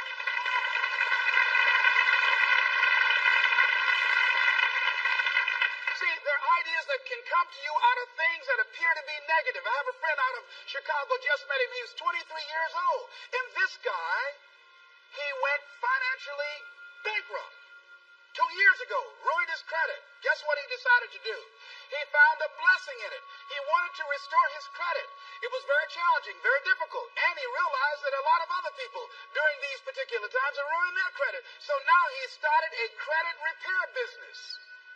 Last year he earned over $100,000 helping people to restore their credit. I met a young lady who attends this church, that she was at her father's funeral and she was putting flowers on her father's grave, and she looked around and saw the other grave sites. They did not look well groomed and they were not attended to on a regular basis. She started a grave site maintenance business. Out of that tragedy, something positive has come out of it. And now she's earning more money doing that than on her present job. What idea are you sitting on? Write your ideas down. And then, once you get that idea, take the leap. Hello? Take the leap. See, a lot of people get the ideas and just walk around with them. Have you ever had an idea and all of a sudden you looked around and somebody had that idea and gone with it? Think you're going to be going with my hospital idea. Forget that, buddy. We will be out there together, Jack. Take the leap. See, it's out here in the universe. If you don't take the plunge, I guarantee you, somebody else will. Take the plunge. Go into action. And ladies and gentlemen, you will be surprised at how things will come together. You'll be surprised. Now, you're going to have some difficult challenges. I can tell you that now. Be aware of that. Things are not going to work out exactly right. For a time they will, sometimes. And that's when life is just playing a game with you. I want you to feel good and relax. And then after a while, say, okay, the honeymoon's over now. And then life will come over there and slap you side the head. Say, what you doing out here? Well, that's my dream life. Is that right? Come over here a minute. Oh, you went to the seminar, huh? Come here. I can tell you that. But ladies and gentlemen, go into action with your dream. And don't avoid where the fights are. Get in the midst of the fight. And get some hickeys on your head. Get knocked down so you can learn how to fight, so you can hold your position. See, most people don't get out in the arena of life because they don't want to fight. Most people don't get out there because they don't want to get knocked down. They don't want to be dropped to their knees. But see, you're going to be dropped whether you're on the field or whether or not you're sitting on the sidelines. You're going to be dropped. So at least get dropped for something. Don't get knocked down while you're sitting down. See, that's how most people are spectators in life. You don't want to be a spectator. You want to get out in the field where the action is. And you will be amazed. After the struggle, there will be a calm period and things will begin to click for you. Come out here with what you got. You don't have enough money? Don't worry about it. You got the dream. You got the idea. You don't have enough resources? Don't worry about it. You need some help? Don't worry about it. You get out here in the arena, someone will look at you and become inspired and say, hey, can I help you? But if you're sitting up on the bleachers, nobody's going to ask you anything. You've got to get into the flow of action. Frances Hart called me from Chicago. She'd been sitting on an idea of a show that she wanted to produce for 10 years called Mind-Body Connection. So someone saw me speaking in Chicago at a sorority convention and said, I saw a guy that perhaps can host this show for you who has energy and charisma. She called me. She was so fired up. I said, listen, on the day that you want to do that, I'm speaking in Chicago. I can do it for you. And I said, by the way, I met somebody 2 weeks ago in Baltimore who has an idea of the same type of show, and she's doing it on radio. Why don't you call her? And then she called me back. Who else would you suggest? I said, well, I know Deepak Chopra. He wrote the book called Quantum Healing, and Bernie Siegel. Could you get his number? I tell you what, I have a friend named Jack Boland at the Church of the Day. He knows how to get in touch with him. Call him, and he will give you the number so you can get in touch with Bernie Siegel. That lady started calling all around, did not have the resources, but she had this idea and dream. And she said the other night when she came before the audience that had gathered in the studio, she said, I feel like I've been pregnant for 10 years. And tonight you're going to witness a beautiful delivery. And it was. She said, I couldn't believe, Les, how things began to happen, how it all began to come together. And how many of you ever started on some dream and you didn't have all your stuff together, but you just went out there with nothing but faith, and things began to happen for you? Raise your hand if you know what I'm talking about. Ladies and gentlemen, those hands up there is proof. The proof. All of us have made some mistakes in life. All of us have done some things that if we had them to do over again, we wouldn't do it again. A lot of things that if I had it to do over again, if I knew then what I know now, I would have done it differently. Well, it didn't happen that way. In your mind right now, think about some particular event or act in your life that you feel very bad about, that you really regret that took place. If you had to do over again, you would do it differently. With that there, I want you to see yourself in your mind's eye and say to yourself, I love myself unconditionally, and I forgive myself. If I knew better, I would have done better. I want you to think about somebody that pointed either deliberately or inadvertently, or someone that has hurt you, deliberately or inadvertently. Think about them. Somebody that you really, when you think about them, the room turns red. Look at them in your mind's eye and say, I forgive you. I forgive you unconditionally. Whew, boy, that's a heavy load to let off. When I thought about that guy, I said, wait a minute, I can't, no, you don't know what this guy did. This was my mama. You don't know what we went through. My student said, Les, forgive, let it go. If you want to be forgiven, you better forgive somebody. None of us are perfect. All of us have made some mistakes. And it wasn't easy. It's not easy forgiving, am I right? It's hard. See, everybody won't forgive. They say, I forgive, but I don't forgive now.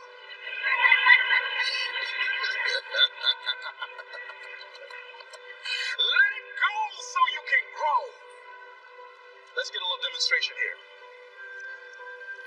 Throw it up on this side here, right? Demonstrate it like this. Let's go. I throw away negative thoughts. Revenge. Guilt. Anything that's been holding me back. Now with that right hand, let's bring something in. I bring in love.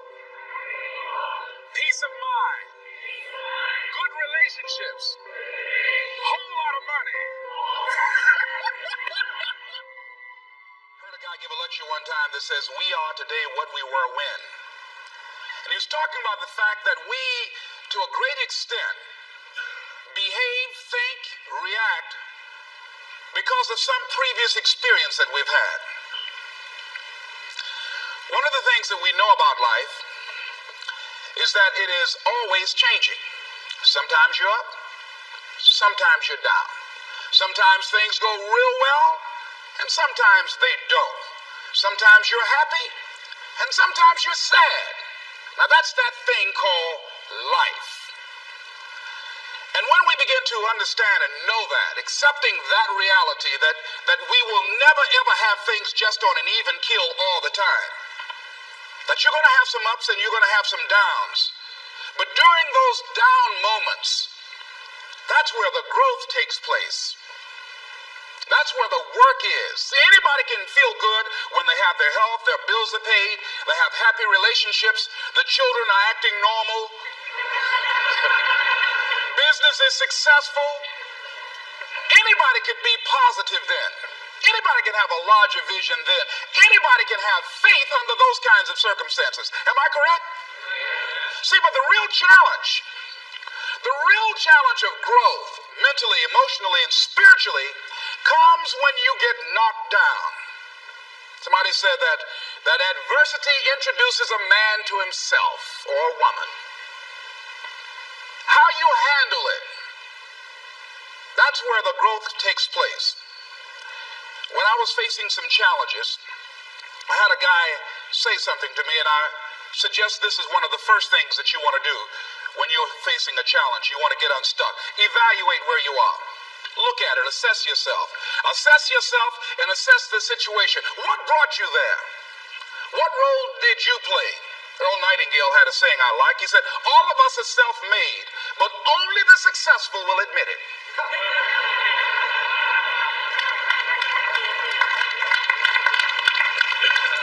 What has brought you to this point?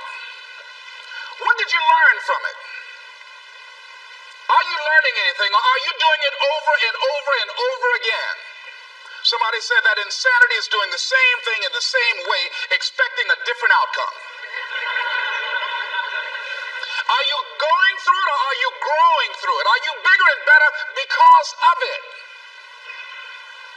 Because it's not going to leave you until you grow through it.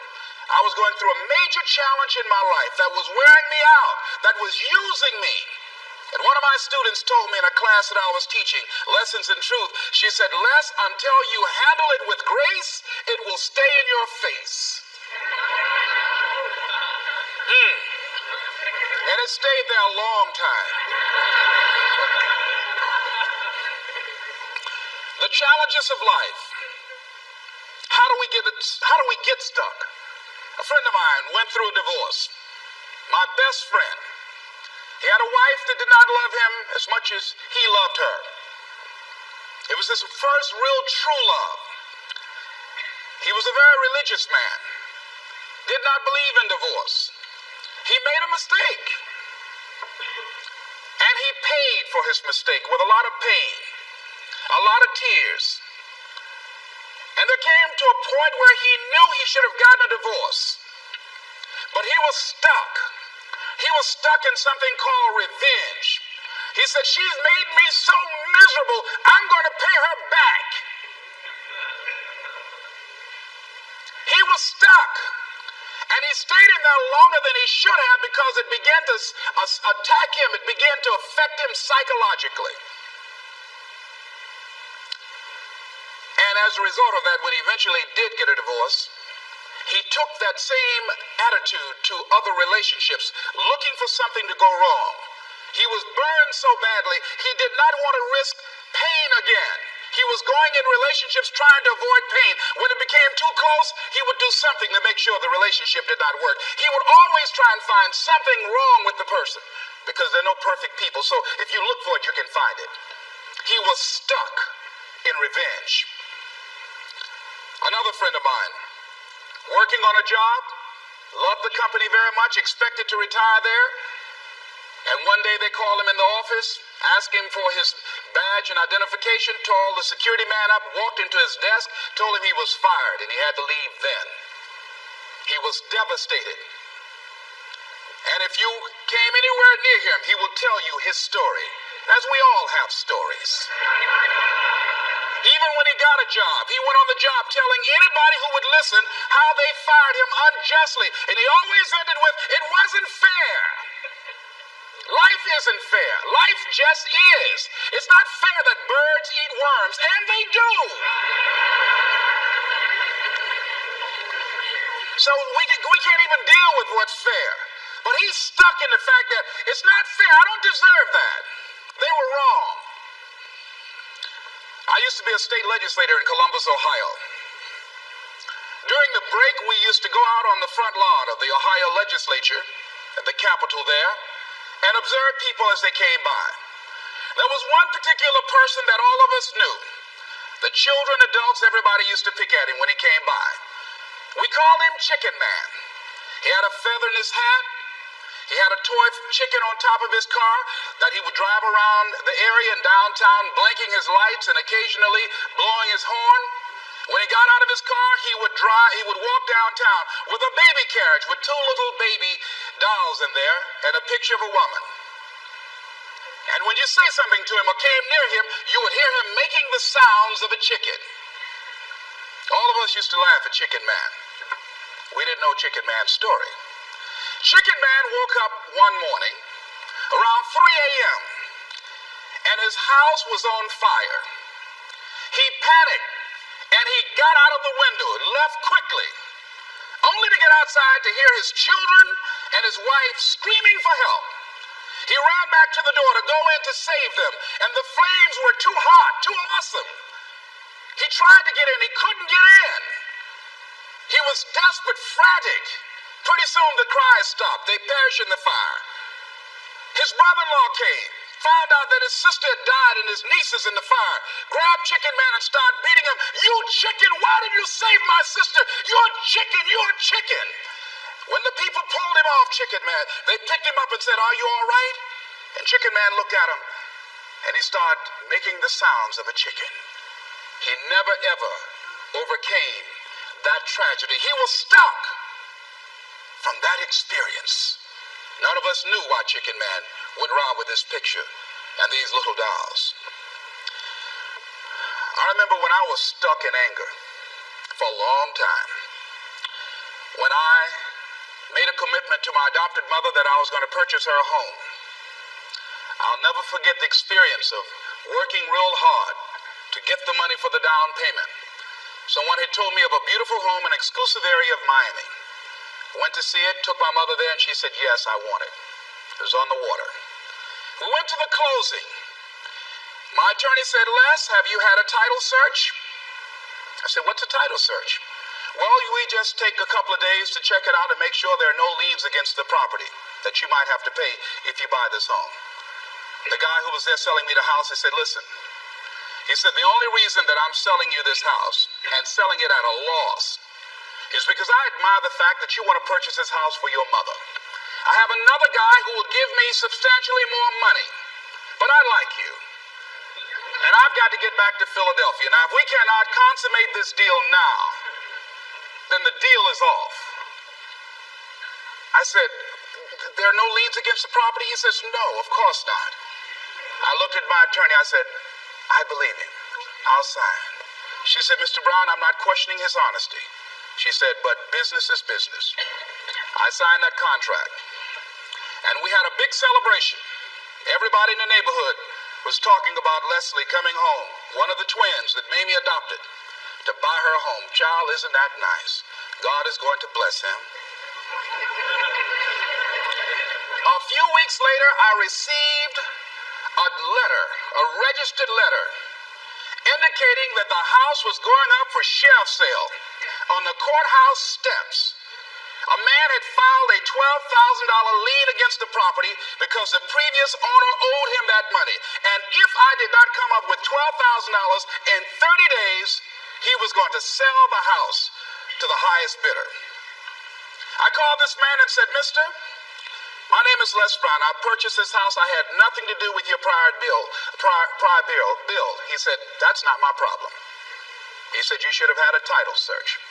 I said, can you give me time? I said, my mother is an older lady. She has a bad heart. And I said, please. I said, if you just give me the time, I don't know how I'm going to do it with the house note and everything else, but I think I can pay you at least $2,000 a month, and within 6 months, somehow I will pay you your money. He said, no, I want it all in 30 days or you get out. I did everything I could, racked my mind thinking about how I could get $12,000 because I took everything I could to get the money just for the down payment and the closing. I finally had to face the reality that I wasn't going to be able to do it. I was up around 2 o'clock in the morning, walking back and forth, thinking, how was I going to tell my mother this? My children were there in the room sleeping all night long. I agonized over this.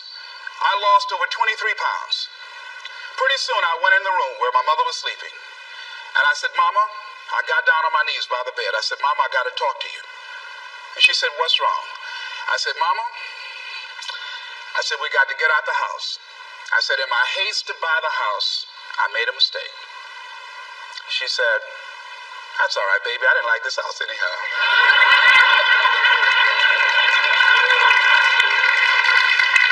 I said, Mama, you told me you loved it. I brought our friends out here to see it. She said, you know I have arthritis in my knees, and I don't like going up the steps, but I knew it made you happy. You loved it so much. I said, Mom, I've lost 23 pounds agonizing over this.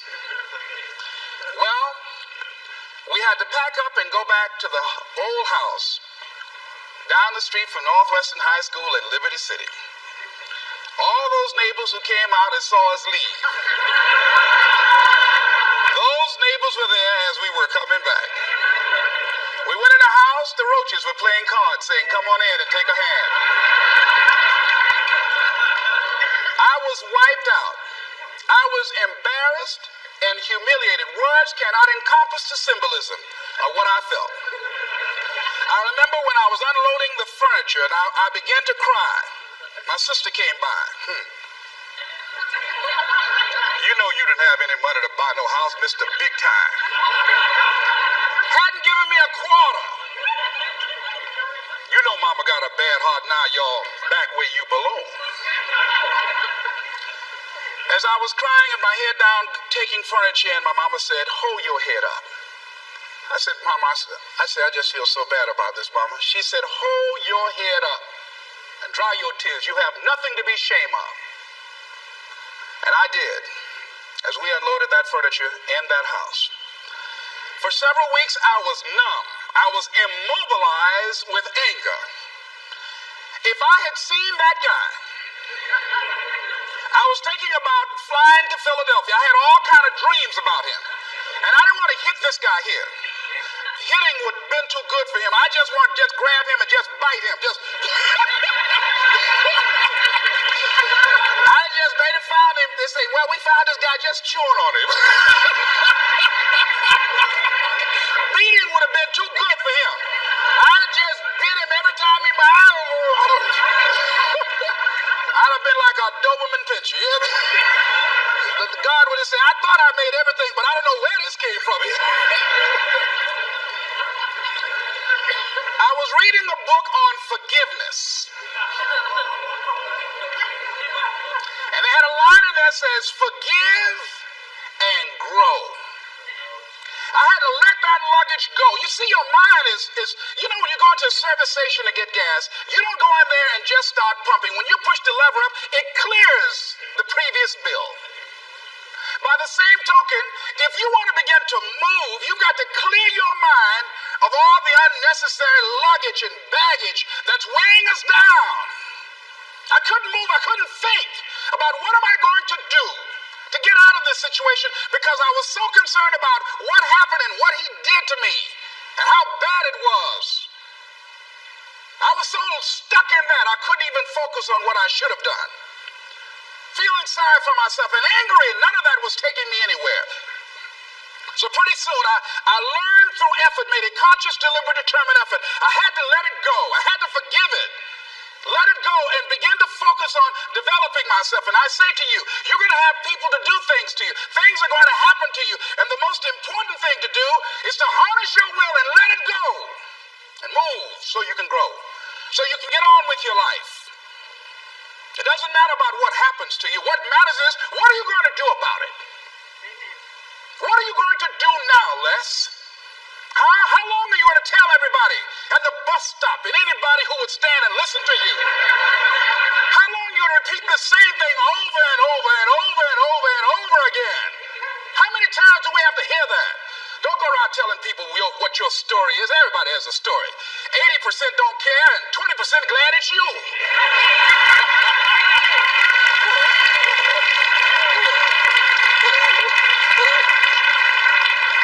They say, I'm glad that didn't happen to me. Sometimes you think you got some problem. You hear somebody else's problem, and if that problem is real bad, it makes you feel good. Am I right? All right. decided to let that go. All of us got stories to tell. Chicken Man allowed his tragedy to destroy his life.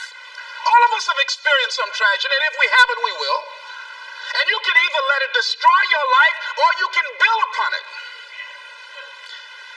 You can permit it to let it hold you down, or you can decide, I'm not going to let that happen to me. I'm bigger than this. Make a declaration to yourself. Declare all out war that you're going to get out of this rut. I don't care how good you are, I don't care how talented you are, I don't care how much you work on yourself. There are some times when things aren't going to go right. They just are not going to go right. There are times when anything that can happen will happen. Murphy's Law will be knocking at your door. Why? I don't know why. That's called life. And you have to deal with it. Sometimes your life will be in a slump, just like sports. Some of the best shooters can't hit baskets different times in games. They get in a slump. Do they sit on the sideline and say, I just didn't hit a basket today? No, they continue to execute.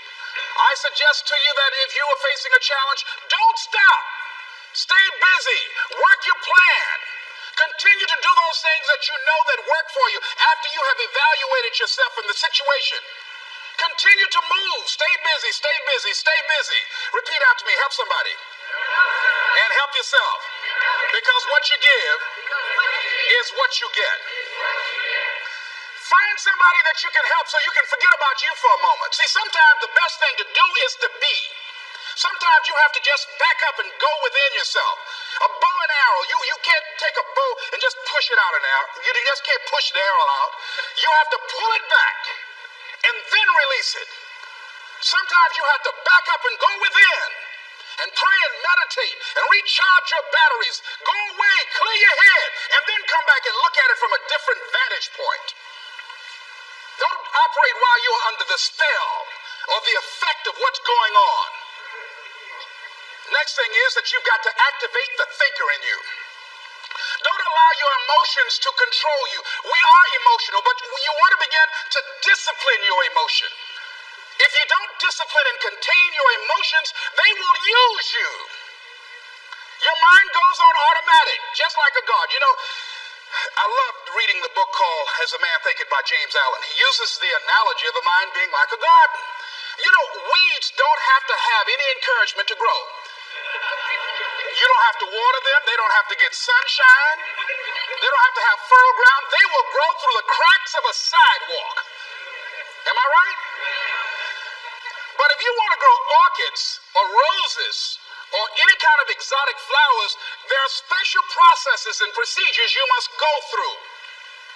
Well, by the same token, you don't have to force yourself or motivate yourself to think negatively, to be depressed, to hate somebody, to want revenge, to want to get back at somebody, to beat yourself up over the head, to feel loaded with guilt.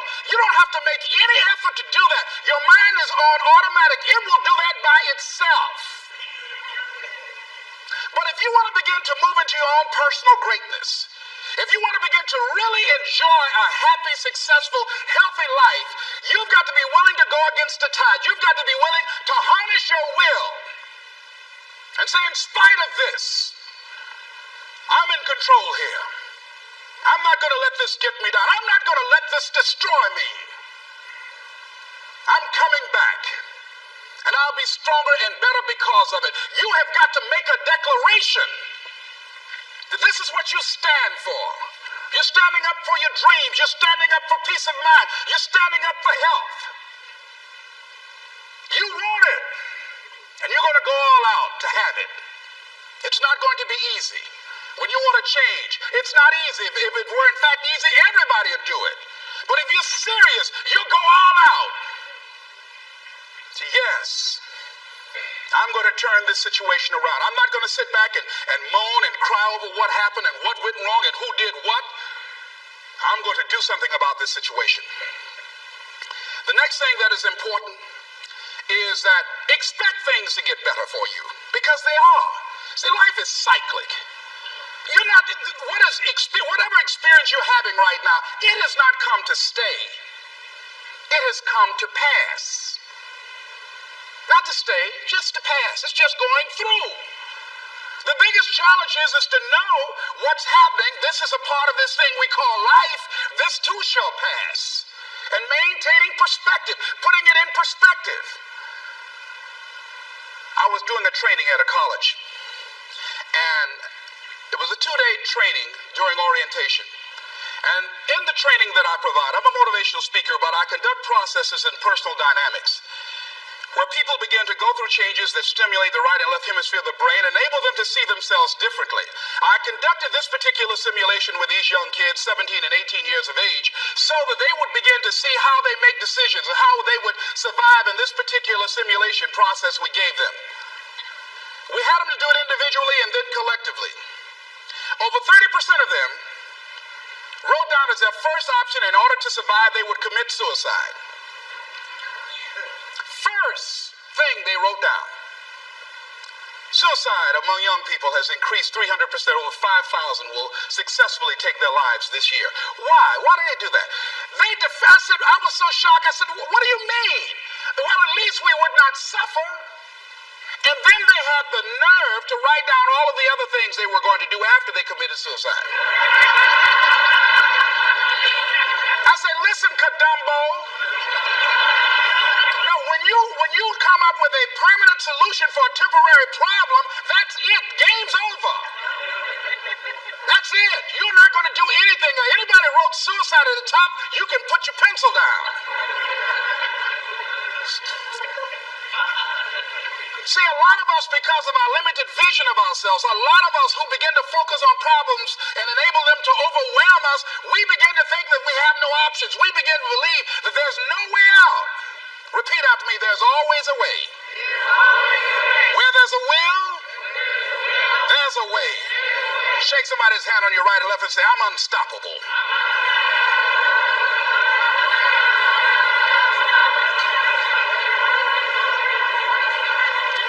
You've got to make those kind of declarations to yourself. I'm unstoppable. This will not get me down. And if I get knocked down, I'm going to be like Leo Pascal. You said you're going to have some low moments in life, but when you do, you will have high lows. When you work on yourself. What are some of those things that you can do during this period of time? Go for walks. Do some things for you. Just go for a stroll so you can engage in some reflective thinking on life, on yourself, looking and enjoying the universe, smelling the roses along the way.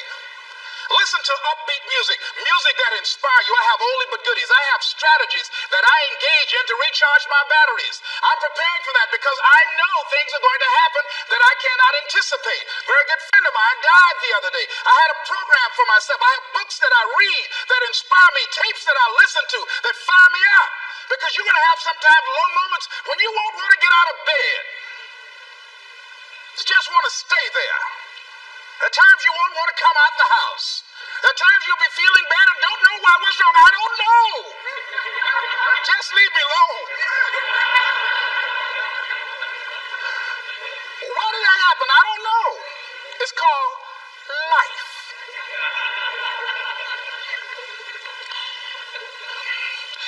The other thing is take full responsibility for your life. Accept where you are and the responsibility that you're going to take yourself where you want to go. Someone said we have two primary choices in life. We can either accept conditions as they exist, or we can take the responsibility to change them. See, a lot of people want to exempt themselves from taking responsibility. All they want to do is talk about the problem. Every time you see them, they'll tell you their story over and over and over and over again. No. You want to take responsibility for your life. I got me here, I can get me out of this. And I'm getting out. I'm not going to be a volunteer victim. George Bernard Shaw said there are two kinds of people in life. You know, he said those that make things happen, those that watch things happen, and those that don't know what happened. And he said the people that get along in this life look around for the circumstances that they want, and if they can't find them, they make them. They create them. So part of beginning to get unstuck, you've got to decide that the behavior pattern that you have adopted doesn't work for you. You've got to change your strategies, and changing your strategy means reinventing your life, recreating you, and you have the power to do that. You can decide that you're going to change, that you're not going to be a wimp. You can decide that you're going to stand up to life. You can decide that I'm going to live each day as if it were my last. You have the power to make that decision. You can decide I'm going to work on myself and develop myself. I'm going to empower me. And all of these things that are happening to me right now, they're just temporary inconveniences. They're not stronger than I am. I'm in charge here. Next thing is separate what you do from who you are. That's what the guilt trap is about. See, a lot of folk won't let you forget what you used to do or what you have done, what mistakes you've made. All of us have made some mistakes in life. All of us have done some things that if we had them to do over again, we wouldn't do it again. A lot of things that if I had it to do over again, if I knew then what I know now, I would have done it differently. Well, it didn't happen that way. And that's what you call life. I didn't do it like that. Oh, you don't want me to live that down? How you want to keep on putting that in my face about what I did? Guess what? I'm not interested. That's what I did then. Won't do it today, so you're picking on an innocent man. Hello.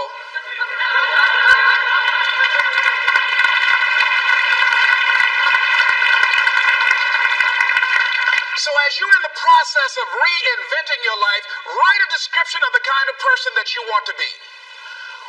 What are the things that you must overcome? What qualities about your personality you know that you're going to have to change because those particular characteristics are liabilities to you? What are your assets? What are your strong points? Look at and evaluating yourself to make that determination. Other thing is that in order to get out of a rut, we need some coaching. Find some trusted critics. People that you know care about you and love you. There's some things that keeps us from growing and getting out of ruts. Number one, we identify with feedback. We take it personal when someone wants to give us some feedback on where we are falling short, tell us about our blind spots. We want to have everything being positive about us. We're not perfect. It hurts. I have a friend who's a trusted critic. I don't like him, but I love him. He doesn't tell me the things I want to hear. He tells me what I need to hear so I can grow. It hurts. It hurts when he put me on the hot seat. I can't stand it. But that's the only way that I can grow. And I'm glad that he loves me enough to risk our friendship to tell me what I need to hear, not what I want to hear. Get a support group, somebody that you can talk to. People who perhaps might have a similar problem. Support groups are very powerful, that you can share some of the challenges that you're going through. And it might be a situation where one person can give you an idea of how they handle that situation and create an opening for you. Begin to stimulate some possibilities in your mind on how you can resolve the problem. We can't grow by ourselves. As I mentioned before, we grow from people and projects. The other thing is about life, when things happen to you, when you permit things to use you, you can't change the past, but you can interpret. You can reinterpret how you see it. For years, I was going around with a heavy load on my shoulders, feeling bad because I was adopted, doing interviews for adoption agencies and foster homes.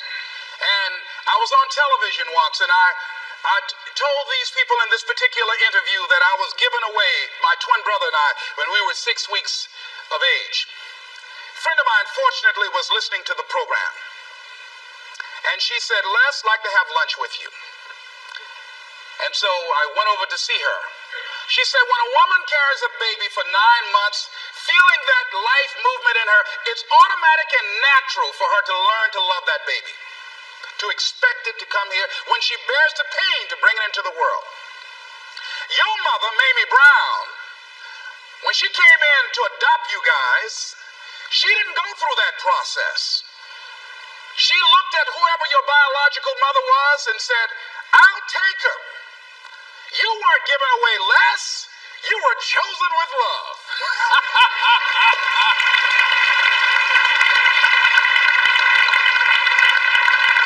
Same circumstances, same event, but reinterpreted. An interpretation that empowers me. Am I making sense to you? So when you begin to look at your past, give an interpretation that empowers you. That's where I used to be. That's not where I am now. I'm growing. Now I want you to think about, in your mind right now, think about some particular event or act in your life that you feel very bad about, that you really regret that took place. If you had to do over again, you would do it differently.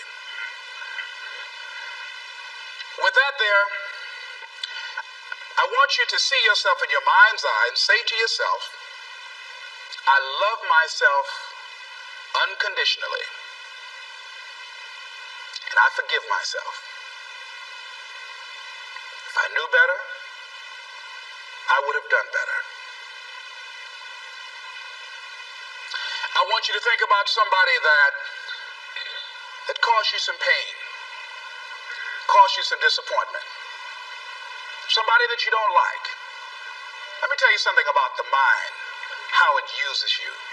Tell you something super stupid that I used to do. Do you know for years I hated my mother and my father, whoever they were, because they gave me away as I thought at that point in time? And guess what? I didn't have any faces for the hatred because I never saw either one of them. And I said, I hate them for that. And then once I forgave them and said, it's okay, had they not given me away, I would have never been blessed to have the mother that I have, who to me is the greatest mother in the world. So the universe unfolds as it should.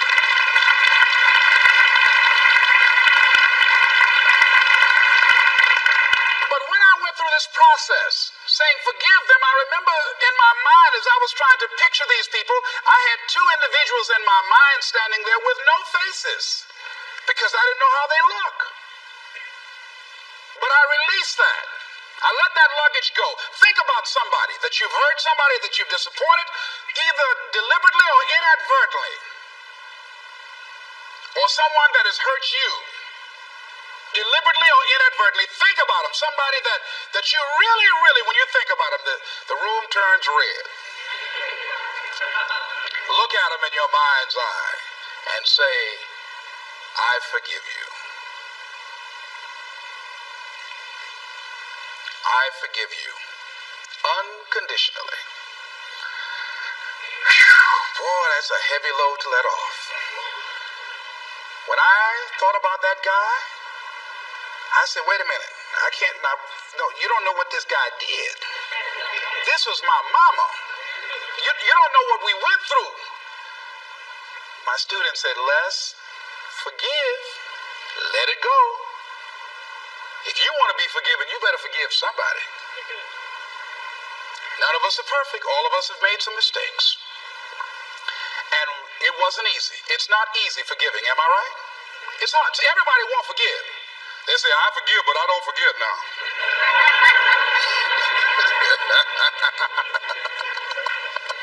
Let it go so you can grow.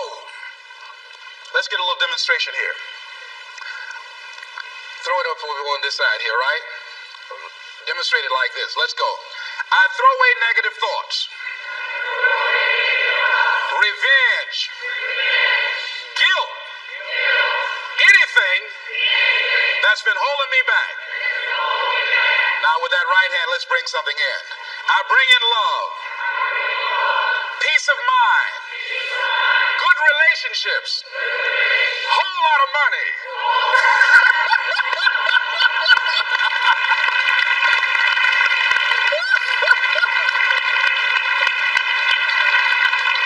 I don't know why people raise their voices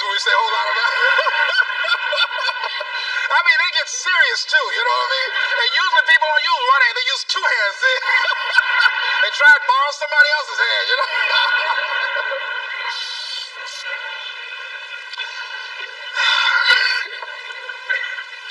Reinterpreting our past, understanding and knowing that we can move from where we are, that we can begin to design the kind of life that empowers us, that gives us happiness, that enable us to be on top of who we are, knowing that as we begin to explore new horizons and new vistas in life, that as we begin to focus on developing ourselves, as we begin to elevate ourselves and not to follow the crowd, activating the thinker in us and disciplining and putting on hold the emotional part of ourselves.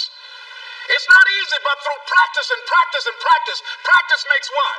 Absolutely not. Dismantle that belief system. Practice makes improvement.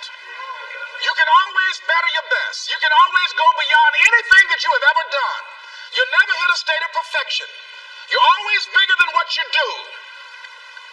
And so all you're looking for are new breakthroughs through practice and practice and practice. You'll get better and better and better. And there's still some things that will happen to you that will catch you on the blind side that you did not anticipate. You'll get knocked down, but you won't be knocked out. You'll be able to get to your feet again, be on the ropes, but you have a fast